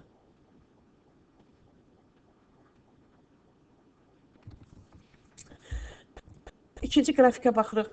SX-in T-dən asılı qrafik parabolanın qolu yuxarı doğru qalxır. SX-ə tərəf sıxılır. Çünki burada kvadratik funksiyadır.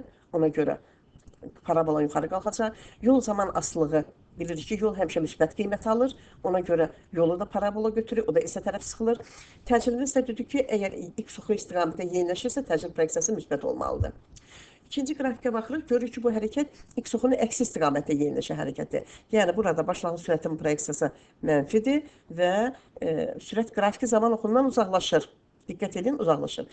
Zaman oxundan uzaqlaşırsa, yenə də bərabər yeniləşən hərəkətdir. Bu o deməkdir ki, x oxunun əksi istiqamətdə yeniləşir. Hərəkətin x oxunun əksi istiqamətdə yeniləşən olması üçün onun başlanğıc sürəti də mənfi olmalıdır, təcili də mənfi olmalıdır. İndi yerləşmə zamandan asılı qrafiki. Dedik ki, yerləşmə düsturu belə olmalıdır. X oxunun əksi istiqamətdə yeniləşən olması üçün başlanğıc sürətdə təcili də mənfi olmalıdır. Ona görə burada x oxunun əksi istiqamətdə parabola olacaq, yəni x-ə tərəf sıxılacaq parabolanın qolu. Yol istiqamətdən asılı olmayaraq müsbət qiymət aldığı üçün yol həmişə müsbət kvadratik götürülür parabola bərabər təcili hərəkətdə. Yeniləşən hərəkət üçün. Diqqət edin, birincidə də biz müsbət götürmüşük. Birincidə daha onsuz da elə müsbət idi. İkincidə isə başlanğıc sürətdə təcili mənfidir. Biz yenə də müsbət götürürük. Çünki yol istiqamətdən asılı olmayaraq həmişə müsbət qiymət alır. Hərəkət x oxunun əksi istiqamətdə yeniləşirsə, təcil proyeksiyası mənfi olmalıdır. Deməli, biz də təcil proyeksiyasını mənfi götürdük. Mənfi qiymətdən götürdük. Burada isə müsbətdən götürmüşük. Bunda olacaq təcil proyeksiyası mənfidir və təcil sabitdir. A bərabərdir konstant. İndi bu qrafiklərə diqqət eləsək, görürük ki, sürət qrafiki zaman oxuna yaxınlaşır. Sürətin proyeksiyası zaman oxuna yaxınlaşır. Biz də bilirik ki, sürət zaman oxuna yaxınlaşırsa, x oxu istiqamətdə bərabər yavaşlayan hərəkət edir. Bu o deməkdir ki, burada başlanğıc sürətin işarəsi müsbət, təcilin işarəsi isə mənfidir. Deməli, hərəkət x oxu istiqamətdə yavaşlayan hərəkətdir. Sürət zaman oxuna yaxınlaşır. Əgər bərabər yavaşlayırsa, onda s bərabərdir v0t minus at kvadrat bölünsün 2 tənliyimiz ödənilir burada. Biri olanda bu düstura əsasən parabolanın qolu zaman oxuna tərəf s-in t'dən asılı qrafikində parabolanın qolu zaman oxuna yaxınlaşır. Sürətin ani sürətində düsturu v bərabərdir v0 minus at olmalıdır. Yolun zamandan asılığı bu şəkildə olacaq. T'dən asılı düsturu, parabolun qolu yenə də zaman oxuna sıxılacaq.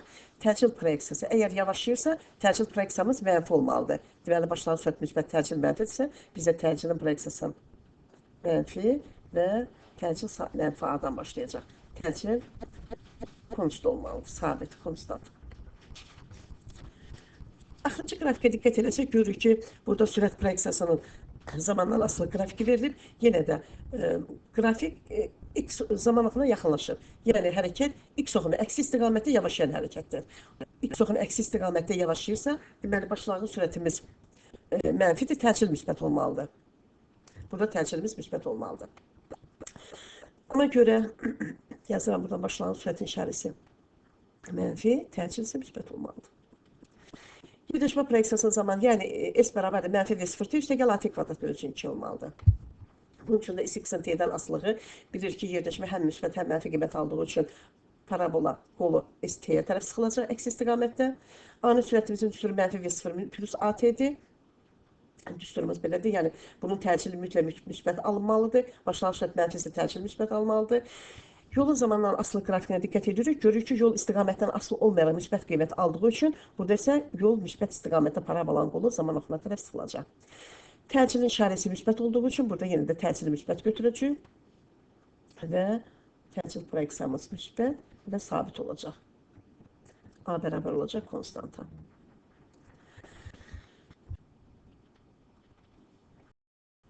Cisim sükunət vəziyyətindən bərabər yeniləşən hərəkətə başladıqda, zamanın birinci yarısında gedilən yol ümumi yolun 4/1 hissəsinə, zamanın ikinci yarısında gedilən yol ümumi yolun 4/3 hissəsinə bərabər olur. S1 bərabər olur 4/1, S2 bərabərdir 4/3 hissə olur. Bir də təkrar edirəm, cisim sükunət vəziyyətindən bərabər yeniləşən hərəkətə başlayırsa, bu zaman zamanın birinci yarısında gedilən yol ümumi yolun 4/1 hissəsinə, zamanın ikinci yarısında gedilən yol isə ümumi yolun 4/3 hissəsinə bərabər olur. S1 bərabərdir 4/1S, S2 bərabərdir 4/3 hissə olur. Əgər cisim bərabər yavaşlayan hərəkət edərsə, Onda zamanın birinci yarısında gedilən yol ümumi yolun 4-dən 3 hissəsinə, zamanın ikinci yarısında gedilən yol isə ümumi yolun 4-də 1 hissəsinə bərabər olur. Bir də təkrar edirəm, əgər cisim bərabər yavaşlayan hərəkət edirsə, bu hərəkət zamanı zamanın birinci yarısında gedilən yol ümumi yolun 4-dən 3 hissəsinə, zamanın ikinci yarısında gedilən yol isə ümumi yolun 4-dən 1 hissəsinə bərabər olur. Zamanın birinci yarısında bərabər yavaşlayan hərəkətdə gedilən yol 4-dən 3 hissəsinə, zamanın ikinci yarısında gedilən yol isə ümumi yolun 4-dən 1 hissəsinə bərabər olur.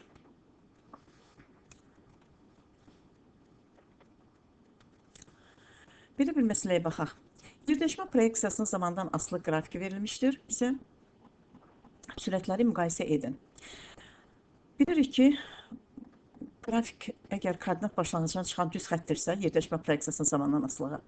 Bu deməkdir ki, cisim düz xətli bərabər sürətlə hərəkət edib. Yəni bu qrafik x-ox istiqamətdə bərabər sürətli hərəkətdən xəbər verir. Bərabər sürətli hərəkətdə bilirik ki, sürət sabitdir, dəyişmir. Yəni v bərabərdir konstant. Sürət dəyişmədiyi üçün, yəni bütün nöqtələrdə 1, 2, 3 nöqtələrində sürət sabit olacaq. Onda v1 bərabərdir v2 bərabərdir v3. Cavab olacaq.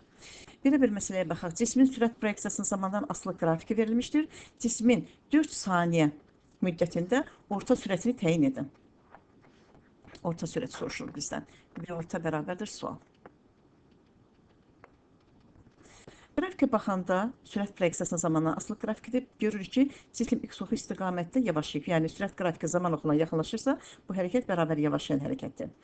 Deməli, orta sürətin düsturu da bəllidir ki, v orta bərabərdir s bölü t-dir düsturumuz. Biz bilirik ki, sürət proyeksiyasının zamandan asılı qrafikində bu qrafikin altında qalan bu fiqurların sahəsi bizə yerləşməni verir. Deməli, burada deyək ki, qiymət verək ki, burada 6-dır. Onda düzbucaqlı üçbucağın sahəsini tapmaqla biz yerləşməyə təyin edə bilərik. Yazarıq ki, düzbucaqlı üçbucağın sahəsi s bərabərdir. 2-də 1 a vur b-dir. Yaxud da 2-də 1 ah-dan da deyə bilərik. Ona görə yerləşməyə təyin eləsək, deyərik ki, 2-də 1 vur 4 vur 6. Yəni tərəfin budur, katetin biri budur, digər katet də budur. 4 vur 6. Yəni 4 vur 6, 24, 24-ü 2-yə bölsək, eləyəcək 12. Deməli, biz tapdıq yerləşməni ki, yerləşmə 12 metrdir.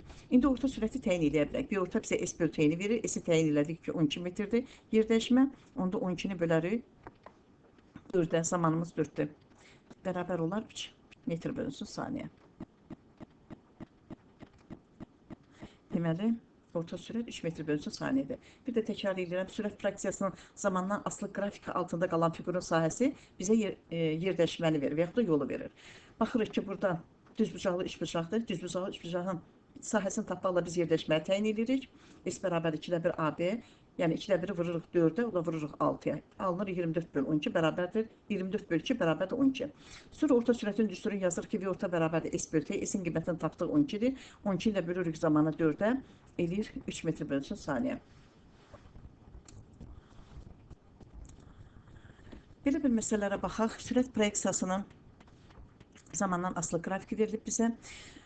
Burada cisim 0-dan t1-ə qədər x-oxu istiqamətdə yeniləşib. T1-dən t2-yə kimi isə x-oxu istiqamətdə yavaşlayıb. Bilirik ki, sürət qrafiki zaman oxundan uzaqlaşırsa bərabər yeniləşən, zaman oxuna yaxınlaşırsa bərabər yavaşlayan hərəkətdir. Bizdən təcil proyeksiyasının zamandan asılı qrafiki soruşulur. AX, t-dən asılığı. Burada əgər cisim bərabər yeniləşirsə, biz bilirik ki, bu halda sürət qrafikinin meyliliyi yuxarıdırsa, onda təcil proyeksiyamız müsbət olmalıdır. Sürət qrafikinin meyliliyi aşağıya doğrusa, onda təcil proyeksiyası mənfi olmalıdır. Başqa sözlə desək, cisim x-oxu istiqamətdə yeniləşərsə və yaxud da x-oxunun əksi istiqamətdə bərabər yavaşlayarsa, təcil proyeksiyamız müsbət olur. X-oxu istiqamətdə yavaşlayarsa və x-oxunun əksi istiqamətdə yeniləşərsə, təcil proyeksiyamız onda mənfi olur. Deməli, onda buradan deyə bilərik ki, x-oxu istiqamətdə yeniləşirsə, təcil proyeksiyası müsbətdir və sabitdir. Bu oldu təcil proyeksiyası müsbət burada. Burada isə meyliliyi aşağıdır və x-oxu istiqamətdə yavaşlayan hərəkət etdiyi üçün təcil proyeksiyası mənfi olmalıdır. Burada isə deyirik ki, təcil proyeksiyası mənfidir. Cavab budur. İkinci məsələdə deyir ki, V-in T-dən asılı qrafik verilir. Yenə də bizdən təcil zaman asılı qrafiki soruşulur bizdən. Burada baxırıq ki, 0-dan T1-ə qədər cisim X oxu istiqamətdə yavaşlayıb, yəni sürət qrafiki zaman oxuna yaxınlaşırsa bilirik ki, bərabər yavaşlayan hərəkətdir. Sürət qrafiki zaman oxuna uzaqlaşırsa bilirik ki, yeniləşən hərəkətdir. Burada cisim bərabər yavaşlayan hərəkət edib X oxu istiqamətində. Əgər cisim X oxu istiqamətdə bərabər yavaşlayan hərəkət edirsə, onun təcil proyeksiyası mənfidir. X oxu istiqamətdə yeniləşərsə, onda təcil proyeksiyamız müsbətdir. Deməli, onda 0-dan T1-ə kimi götürürük, təcil proyeksiyası mənfi sabit, təcil proyeksiyası mənfidir. T1-dən T2-yə kimi götürürük ki, təcil proyeksiyası müsbətdir.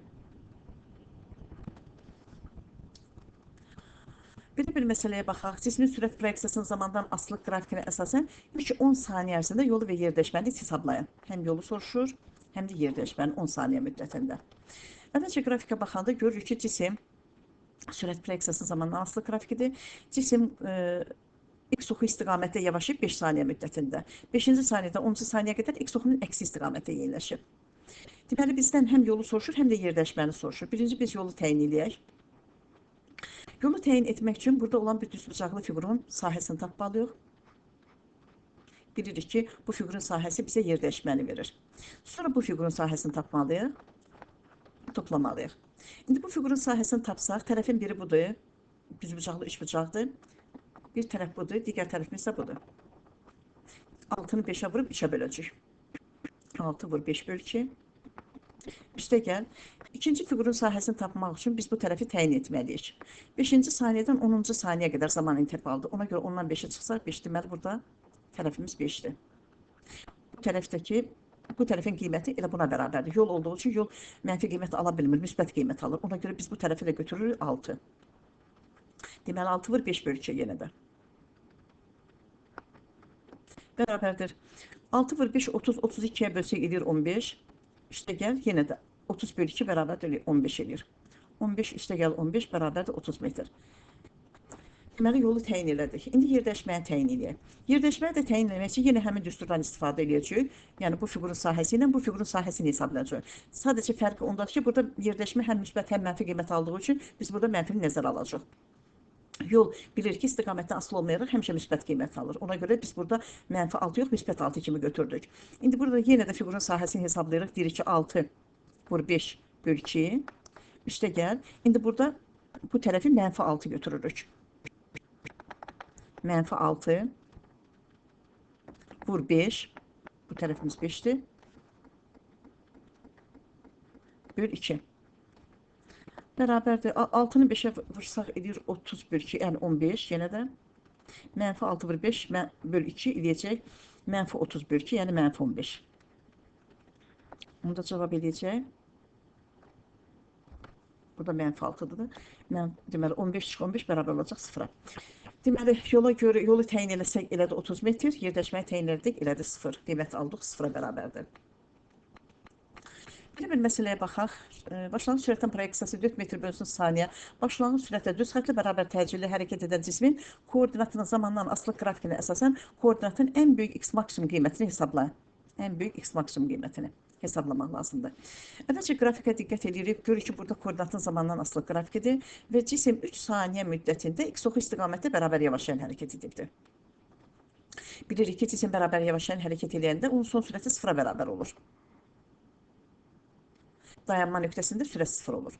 Ona görə də bərabər təcilli hərəkətin yerləşmə tənliyini yadımıza salsaq, yerləşmənin əsas tənliyi S bərabərdir. V0 üstə V bölü 2 vur T. Bu düsturu yadımıza salmalıyıq. Əgər son sürət 0-a bərabərdirsə, onda S bərabər olar V0 T bölü 2. Buradan alınır ki, S bərabərdir V0 T bölü 2. Bunu əsasən təyin edə bilərik. Onda elə X maksimum soruşursa bizdən, X maksimum ilə isə bərabər olacaq yerləşməyə, o da bərabər olacaq V0 T bölü 2. V0'ın qiyməti şərtdə verilib ki, 4 metr bölünsün saniyədir. Yazırıq 4. Zamanımız 3 saniyədir. Vur 3 böl 2. 12 böl 2. Bərabərdir 6 metr. Deməli, x maksimum 6 metrə bərabərdir. Deməli, onda əgər bu tipli testlər verilərsə, bizdən x maksimum qiymətlərini soruşursa, onda bərabər təcilli hərəkətdə olan tənliklərimizi x maksimum bərabərdir V0 T bölünsün 2, x maksimum bərabərdir V0'ın kvadratı bölünsün 2x, x maksimum bərabərdir mənfi AT kvadrat bölünsün 2 düsturları ilə yaza bilərik. Yəni bir düsturumuz bu idi. İkinci düsturumuz v kvadrat çıx v sıfırın kvadratı bölünsün 2a idi. Son sürət sıfıra bərabər olarsa onda v sıfırın kvadratı bölünsün 2a eksi olar. Üçüncü düsturumuz isə v sıfır t minus at kvadrat bölünsün 2 idi. Burada da yenə də mənfi at kvadrat bölünsün 2 düsturu ilə təyin edə bilərik. Yavaşlayan, yəni tormozlanan hərəkətdə cismin sürəti zaman keçdikcə bilirik ki, azalır. Bilirik ki, bərabər yeniləşən hərəkətdə sürətin modulu zaman keçdikcə artır. Bərabər yavaşlayan hərəkətdə isə sürətin modulu zaman keçdikcə azalır və son sürət dediyimiz kimi sıfıra bərabər olur. Əgər son sürət sıfıra bərabər olarsa, onda tormoz yolunun düsturu v sıfırın kvadratı bölünsün 2a olur. Çünki cisim tormozlanır. Tormoz yolu bu düsturla təyin olunur. Tormoz müddəti isə v sıfır bölünsün a düsturu ilə təyin olunur.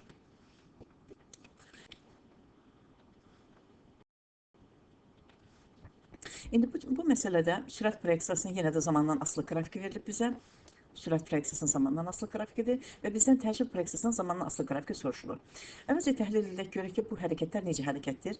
Deyirik ki, sıfırdan t1-ə kimi sürət qrafiki zaman oxundan uzaqlaşır. Deməli, cisim x oxu istiqamətdə bərabər yeniləşən hərəkət edir. Əgər cisim x oxu istiqamətdə bərabər yeniləşən hərəkət edərsə, onda onun təcrübə proyeksiyası müsbətdir. T1, T2 zaman intervalında cisim x oxu istiqamətdə bərabər sürətli hərəkət edir. Bilirik ki, cisim bərabər sürətli hərəkət edərsə, onun təcrübə proyeksiyası sıfıra bərabərdir. T2, T3 zaman intervalında cisim x oxu istiqamətdə yavaşlayıb, təcrid proyeksiyası mənfidir və T3, T4 zaman intervalında cisim x oxunun əksi istiqamətdə yeniləşib. Deməli, hər iki halda təcrid proyeksiyası mənfi olacaq. Həm burada cisim x oxu istiqamətdə yavaşlayarsa və x oxunun əksi istiqamətdə yeniləşərsə, təcrid proyeksiyası mənfi olur. Ona görə təcrid proyeksiyası mənfi olacaq. T4, T5 zaman intervalında cisim x oxunun əksi istiqamətdə bərabər sürətlə hərəkət edir. Bilirik ki, bərabər sürətli hərəkət təcridsiz hərəkətdir, yəni təcrid proyeksiyası sıfıra bərabərdir. T5, T6 zaman intervalında cisim x oxunun əksi istiqamətdə yavaşlayıb, deməli təcrid proyeksiyamız mənfi olmalıdır. T6, T7 zaman intervalında cisim x oxu istiqamətdə yeniləşir. Biz də bilirik ki, cisim x oxunun əksi istiqamətdə yavaşlayarsa və x oxu istiqamətdə yerləşərsə, hər iki halda təcrid proyeksiyamız müsbət olmalıdır. Həm burada təcrid proyeksiyası müsbət, həm də burada təcrid proyeksiyası müsbət olmalıdır. T7, T8 zaman intervalında cisim x oxu istiqamətdə bərabər sürətli hərəkət edir. Bilirik ki, bərabər sürətli hərəkətdə təcridsiz hərəkətdir və təcrid sıfıra bərabərdir. T8, T9 zaman intervalında cisim x oxu istiqamətində yavaşlayır. Əgər cisim x oxu istiqamətdə yavaşlayırsa, təcrid proyeksiyamız mənfi qiymət almalıdır. Yəni, təcridimiz mənfi olacaq. İndi qrafikə diqqət edək. Birinci halda dedik ki, sıfırdan T1-ə kimi x oxu istiqamətdə yeniləşir, təcrid proyeksiyası müsbətdir. Ona görə biz burada təcridin proyeksiyası müsbət götürdük. T1, T2 zaman intervalında dedik ki, x oxu istiqamətdə bərabər sürətli hərəkət etdik, təcrid sıfıra bərabərdir. Ona görə biz T1, T2 zaman intervalında təcridi sıfıra bərabər elədik. T2, T3 və T3, T4 zaman intervalında T2-dən T3-ə x oxu istiqamətdə yavaşlayıb və 3-dən 4-ə isə x oxunun əksi istiqamətdə yerləşib. Hər iki halda təcrid proyeksiyası mənfidir. Ona görə 2-dən 3-ə və 3-dən 4-ə hər iki halda təcrid proyeksiyası mənfi götürürük. Sonra baxırıq T4, T5 zaman intervalına. Baxıb görürük ki, burada cisim x oxunun əksi istiqamətdə bərabər sürətli hərəkət edib. Bilirik ki, bərabər sürətli hərəkət təcridsiz hərəkətdir. Yəni, təcrid proyeksiyamız sıfıra bərabər olmalıdır. Ona görə 4-dən 5-ə təcridi sıfır götürürük. Təcrid proyeksiyası sıfıra bərabərdir.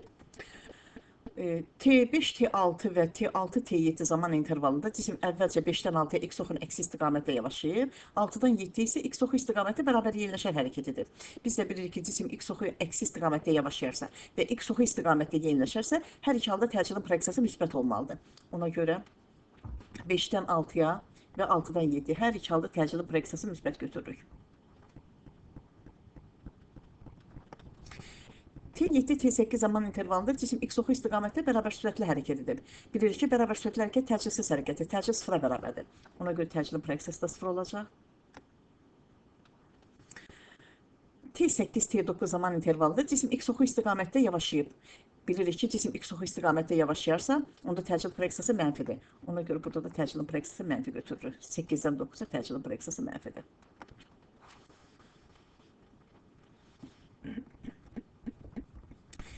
İndi belə bir test nümunələrinə baxaq. Burada bizdən soruşulur ki, bu ilə bir test nümunəsi verilir. Birinci cisim x oxu istiqamətdə bərabər sürətli hərəkət edir. İkinci cisim əvvəlcə yavaşlayıb, sıfırdan T1-ə kimi yavaşlayıb. T1, T2 zaman intervalında bərabər sürətli hərəkət edib. Sonra T2-dən T3-ə zaman intervalında yavaşlayıb. T3-dən T4-ə yeniləşir və belə də davam edir. Bizdən soruşulur ki, hansı zaman intervalında cisimlər bir-birinə yaxınlaşır?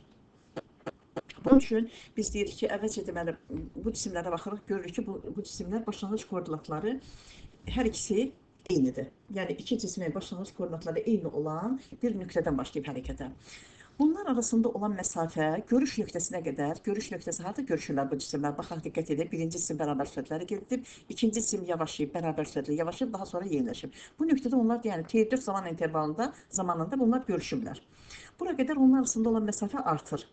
Bizdən soruşur ki, harda bir-birinə yaxınlaşır? Biz götürə bilərik 4-dən 5-ə kimi cisimlər bir-birinə yaxınlaşır. Çünki 4-cü saniyəyə qədər bunlar bir-birinə yaxınlaşırlar. Burada T asılıdır.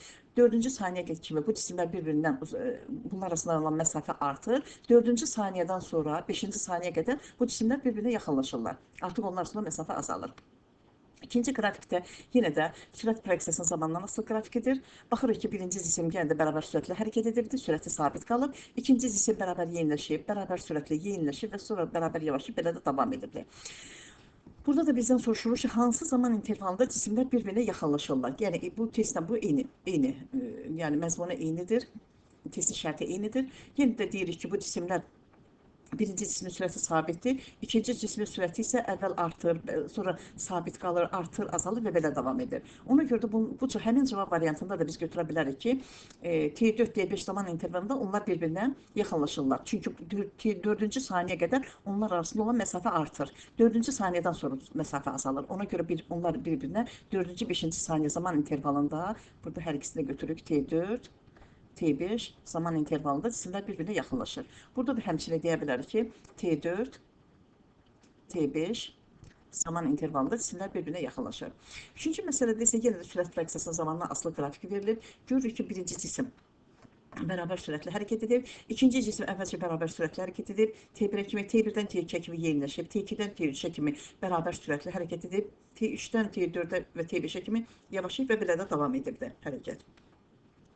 Hansı zaman anında cisimlər arasında olan məsafə ən böyük olar? Bilirik ki, bu cisimlər arasında olan məsafə zaman keçdikcə artır. Yəni bu nöqtəyə çatanda, bu nöqtəyə T4-cü saniyəyə çatanda onlar arasında olan məsafə ən böyük olacaq. Görüş nöqtəsindən sonra, burada bu cisimlər görüşürlər 4-cü saniyədə və görüşəndən sonra onlar arasında məsafə azalmağa başlar. Bizdən soruşur ki, cisimlər arasında olan məsafə harda ən böyük olar? Biz onda deyirik ki, 4-cü saniyədə. Cavab götürür ki, 4-cü saniyədə onlar arasında olan məsafə ən böyük olar.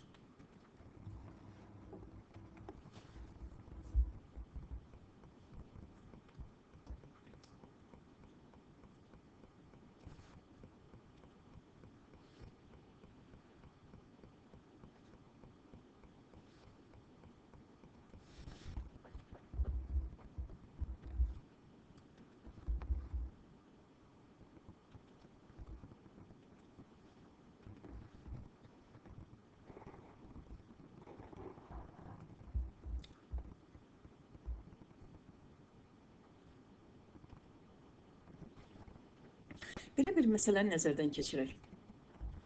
Başlanğıc sürətin proyeksiyası 4 metr bölünsün saniyə başlanğıc sürətlə düz xətli bərabər təcilli hərəkət edən cismin koordinatının zamandan asılı qrafikinə əsasən koordinatın ən böyük x maksimum qiymətini hesablayın. Bir də oxuyuram məsələni. Başlanğıc sürətin proyeksiyası məlumdur burada. Bərabər təcilli hərəkət edən cismin koordinatın zamandan asılı qrafikinə əsasən, yəni bu koordinata əsasən, koordinatın ən böyük x maksimum qiyməti soruşulur bizdən. Bilirik ki, burada cisim x-in t-dən asılı qrafiki verilib. Burada cisim əgər bərabər yavaşlayan hərəkət edirsə, burada onun başlanğıc sürəti sıfırdan fərqli olmalıdır. Çünki bərabər yeniləşən hərəkətdə cisim əgər sükunət vəziyyətindən yeniləşirsə, onun başlanğıc sürəti sıfır ola bilər.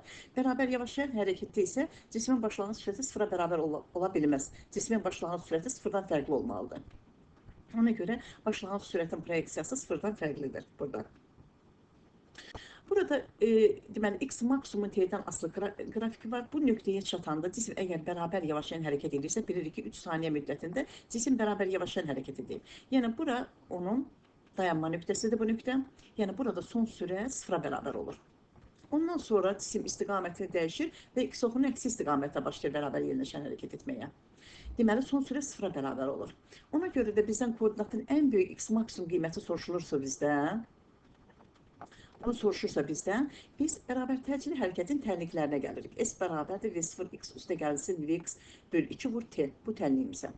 Qeyd elədik ki, burada dayanma nöqtəsi olduğu üçün son sürət sıfıra bərabər olur. Əgər son sürət sıfıra bərabər olarsa, onda tənliyimiz belə olur. S bərabərdir V0xt bölü 2. Yəni bu tənliyi almış oluruq.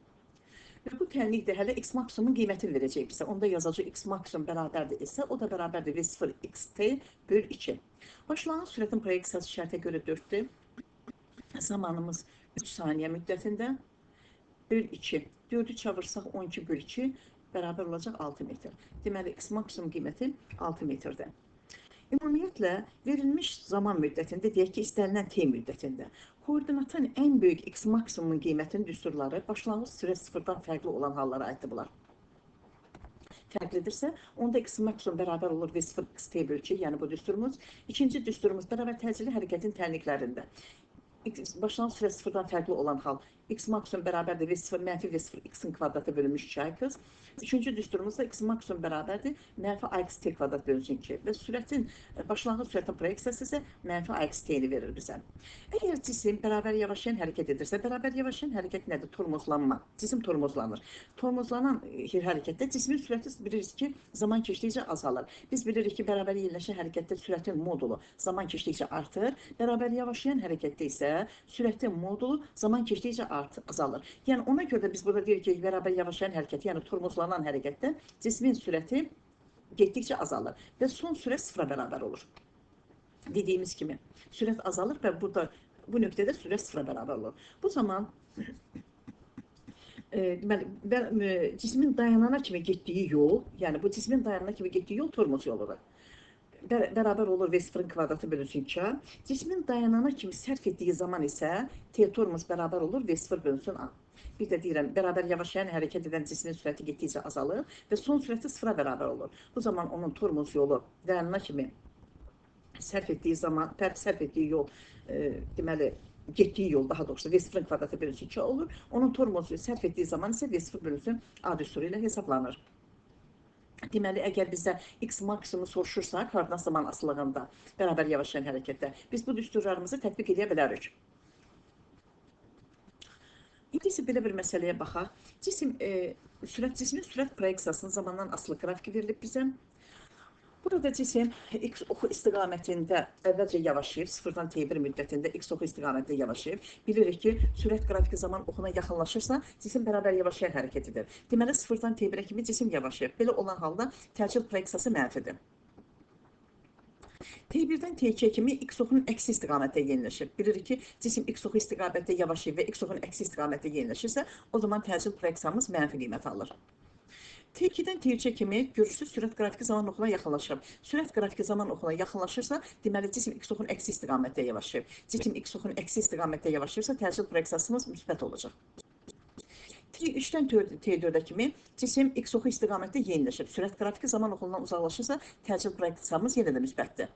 Deməli, cisim x oxunun əksi istiqamətdə yavaşlayır və x oxu istiqamətdə yeniləşirsə, təcil proyeksiyası müsbətdir.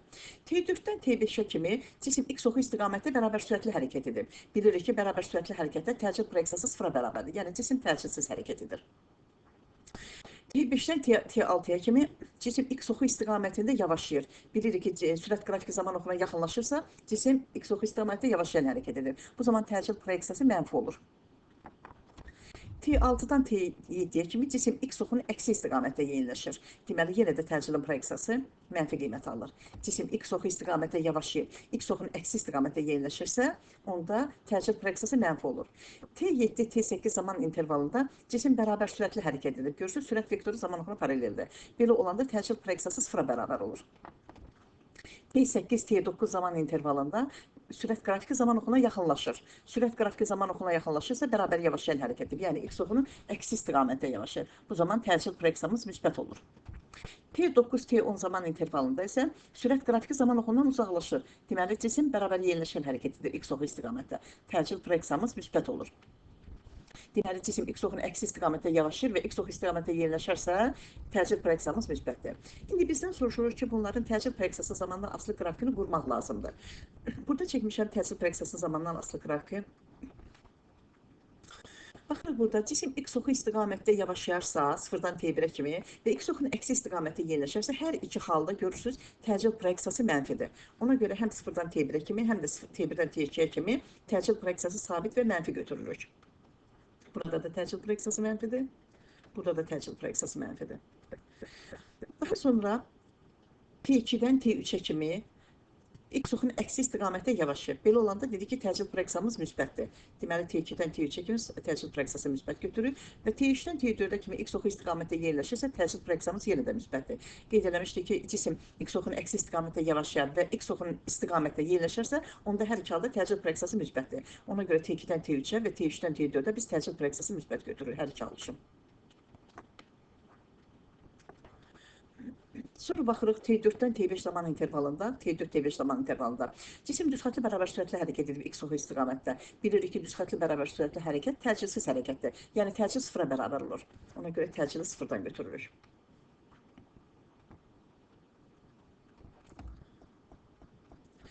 Sonra T5, T6 zaman intervalına diqqət yetiririk. Görürük cisim sürət qrafiki zaman oxuna yaxınlaşıb. Yəni cisim x oxu istiqamətdə yavaşlayarsa, təcil proyeksiyamız mənfi qiymət alır. Ona görə 5-dən 6-ya T5, T6 zaman intervalı təcili mənfi götürür və T6, T7 zaman intervalında cisim x oxunun əksi istiqamətdə yerləşir. Deməli, cisim x oxu istiqamətdə yavaşlayar və x oxunun əksi istiqamətdə yerləşərsə, hər iki halda təcil proyeksiyası mənfi olur. Ona görə biz həm T5-dən T6-ya, həm də T6-dan T7-yə təcilin proyeksiyası mənfi götürürük. Sonra cisim T7, T8 zaman intervalında x oxunun əksi istiqamətində bərabər sürətlə hərəkət edir. Bilirik ki, bərabər sürətli hərəkət təcilsiz hərəkətdir. Yəni təcilin proyeksiyası sıfıra bərabər olur. Ona görə T7, T8 zaman intervalını sıfır götürürük.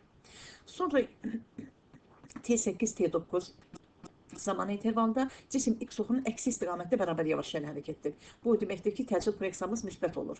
Ona görə T8, T9 zaman intervalında təcilin proyeksiyası müsbət götürür. Və T9, T10 zaman intervalında cisim x oxu istiqamətdə bərabər yerləşən hərəkətdir. Deməli, yenə də təcil proyeksiyası müsbətdir. Bilirik ki, cisim x oxunun əksi istiqamətdə yavaşlayarsa və x oxu istiqamətdə yerləşərsə, hər iki halda təcilin proyeksiyası müsbət olur. Ona görə həm T8-dən T9-a, həm də T9-dan T10-a kimi biz təcilin proyeksiyası müsbət götürürük. Belə bir məsələyə baxaq. Cismin hərəkət tənliyi x bərabərdir mənfi 10 üstə gəl 8 t çıxı 2t kvadrat şəklindədir. Birinci sual, cisim nə qədər müddətdən sonra dayanar? Bilirik ki, cismin tənliyə diqqət eləsək, görürük ki, tənliyimiz x oxu istiqamətdə bərabər yavaşlayan hərəkətin tənliyidir. Yəni, burada tənliyi üstdən qeyd edirəm, x bərabərdir.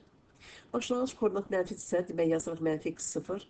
Başlanğıc sürətin işarəsi müsbətdirsə, yazırıq v0t.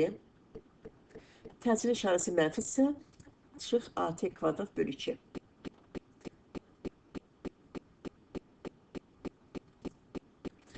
Burada diqqət eləsək, görürük ki, başlanğıc koordinatın qiyməti mənfi 10-dur. Yazırıq x0 bərabərdir mənfi 10. Başlanğıc sürətə diqqət eləsək, görürük ki, başlanğıc sürətin qiyməti 8-dir. Yazaq v0 bərabərdir 8. Təcillə baxsaq, görürük ki, təcilin işarəsi mənfidir. Yəni, a bölü 2 2-yə bərabərdirsə, onda təcil deməli 4-ə bərabərdir. Yazaq, a bölü 2 2-yə bərabərdirsə, buradan təcil 4-ə bərabərdir. Deməli, keyfiyyətləri təyin elədik. Bizdən soruşur, cisim nə qədər müddətdən sonra dayanar deyirsə, bizdən buradan zamanı soruşur. T bərabərdir sual. Bilirik ki, sürət koordinatı zamana görə birinci tərtib teoreməsinə bərabərdir. Ona görə yazılır V bərabərdir x-in teoreməsi. Buradan da bu ifadənin teoreməsini tapırıq. Yazılır V bərabərdir x-in teoreməsi, o da bərabərdir. Mənfi 10 tənliyi köçürür bura. Üstə gəl 8t çıx 2t kvadrat mötərizənin teoreməsi. 10 burada sabit ədəd olduğu üçün bilirik ki, sabit ədədin teoreməsi sıfıra bərabərdir. Ona görə sıfır yazılmır. 8t, burada t dəyişəndir. Dəyişən teoreməsi 1-ə bərabərdir. Ona görə 8 alınır burada. Çıx, burada olacaq 8 çıx. 2t kvadratın teoreməsi. Burada qüvvət əmsala vurulur. 2-ni 2-yə vursaq eləyir 4. Üstü 1 vahid. T'nin üstü 1 vahid azalır. Olur t üstü 1. Bu da yazılmır 1. Çıx 4t bərabərdir 0. Bilirik ki, son niyə görə sıfıra bərabərdir? Çünki bərabər yavaşlayan hərəkətdə bilirik ki, son sürət sıfıra bərabərdir. Yazıram buradan. V sıfıra bərabər olur bərabər yavaşlayan hərəkətdə. Bu dayanma nöqtəsində həmişə son sürət 0 verir bizə. Ona görə biz buradan yazırıq ki, 8 çıx 4t bərabərdir 0. Buradan t'ni təyin eləsək, t bərabər olacaq 2 saniyə. Deməli, tapdıq ki, 2 saniyədən sonra cisim dayanar. Və yaxud da bərabər yavaşlayın hərəkət edən cismin tormuz müddəti, yəni t tormuz bərabərdir V0 bölü A. Qiyməti qoysaq yerinə, V0-ın qiyməti 8-dir, təcilin qiyməti 4-dür. Qoysaq yerinə olur 8 bölü 4 bərabərdir 2 saniyə. Yəni eyni cavaba gəldi çıxdı. İkinci sualımız, cisim dayanana qədər nə qədər yol gedər? Bilirik ki, cismin dayanana qədər getdiyi yol onun tormuz yoludur. Yazırıq S tormuz bərabərdir V0 kvadrat bölünsün 2A. Çünki bərabər yavaşlayan hərəkətdən burada söhbət gedir. V0 kvadrat bölünsün 2A. Bu da bərabərdir. Başlanğıc sürətimizin qiyməti 8-dir. Qoyuruq yerinə 8-in kvadratı edir 64. 2 vur, təcilin də qiyməti 2-dir. Təcilin də qiyməti 4-dür, üzr istəyirəm. Təcilin də qiyməti 4-dür. 64 bölünsün 2 vur 4 8-i verir. 64 bölü 8. O da bərabərdir 8 metr. Və yaxud da İkinci bir üsulla hesablaya bilərik. S bərabərdir V0t minus AT kvadrat bölünsün 2. Başlanğıc sürətimiz 8. Vururuq. Zamanın qiyməti 2 tapdıq. 2-ni qoyuruq yerinə. Çıxır. Təcilin qiyməti 4-dür. 4 vur. T kvadrat. Zaman 2-2'nin kvadratı 4 bölü 2. Yəni 8'i 2'ye vursaq 16. 4'ü 4'e vursaq 16 bölü 2 8 edir. 16'dan 8'i çıxsa 8 metr. Hər iki cavab eynidir. Cismin dayandığı andaki koordinatını hesablayın. Artıq burada koordinatı soruşur, burada yolu soruşurdu. Dayandığı andaki koordinatını təyin etmək üçün biz tənliyimizi köçürürük. X bərabərdir -10 üstə 8 seçib 2t kvadrat tənliyini köçürdük. -10 qalır yerində. 8 vur t'nin qiymətini aldığımız bu iki cavabını qoyuruq yerinə. 8 vur 2 çıx. 2 vur t'nin kvadratı. T'miz 2 ise kvadratı 4'ü verir bizə. Bərabərdir. -10 üstə gəl 8'i 2'ye vursaq 16. Çıx 8'i 2'ye 2'ni 4'e vursak 8. Deməli, -10 üstə gəl 16 çıx 8. Buradan -10'la -8'i toplasaq -18 üstə gəl 16. -18 üzərinə 16'nı gəlsək -2 metr. Tapdıq ki, cismin dayandığı andaki koordinat 2 metrdir. Cismin yer dəyişməsini hesablayın. Yerləşməyi də təyin etmək üçün cismin son koordinatından başlanğıc koordinatı çıxmaq lazımdır. Burada baxdıq, son koordinatı artıq biz təyin elədik. Dedik ki, -2 metrdir. X-in yerinə -2 yazırıq. Başlanğıc koordinatımızın qiyməti -10'dur. Burada görürük. -10'dur. Yəni x x0 o da bərabərdir. -2 çıx -10. Burada mənfi müsbətləşəcək. -2 üstə gəl 10. O da bərabər olar 8 metr. Deməli, yerləşməsi də 8 metrə bərabər oldu. Bundan əlavə cisim sükunət vəziyyətdə hərəkətə başlayarsa, onun inci saniyədə getdiyi yolun düsturu Sn bərabərdir. A bölü 2 vur 2n çıxılsın 1 düsturudur. Əgər cismin birinci saniyədə getdiyi yol soruşarsa bizdən yazırıq S1 bərabərdir. Burada 2'nin yerine 1 qoyuruq. Birinci saniyədə gedilən yolu soruşarsa 1 qoyuruq. 1'i 2'ye vursaq 2, 2'dən 1 çıxsa edir 1. Deməli, onda birinci saniyədə gedilən yol elə A bölü 2'ye bərabərdir. Əgər cismin ikinci saniyədə getdiyi yol soruşursa bizdən, onda n'in yerine 2 qoyuruq qiymət. 2'ni 2'ye vuruq 4, 4'dən 1'i çıxsa edir 3. Onda cavab edəcək 3A bölü 2. Əgər 3-cü saniyədə getdiyi yol soruşarsa bizdən, onda yenə də n'in yerine 3 rəqəmi qoyuruq. 3'i 2'ye vursaq 6, 6'dan 1 çıxsa 5, 5A bölü 2. Hepsini belə hesablamaq olar. Yeni dərsimiz bu qədər. Dərsə aid nə kimi suallarınız varsa, şərh bölməsində yaza bilərsiniz.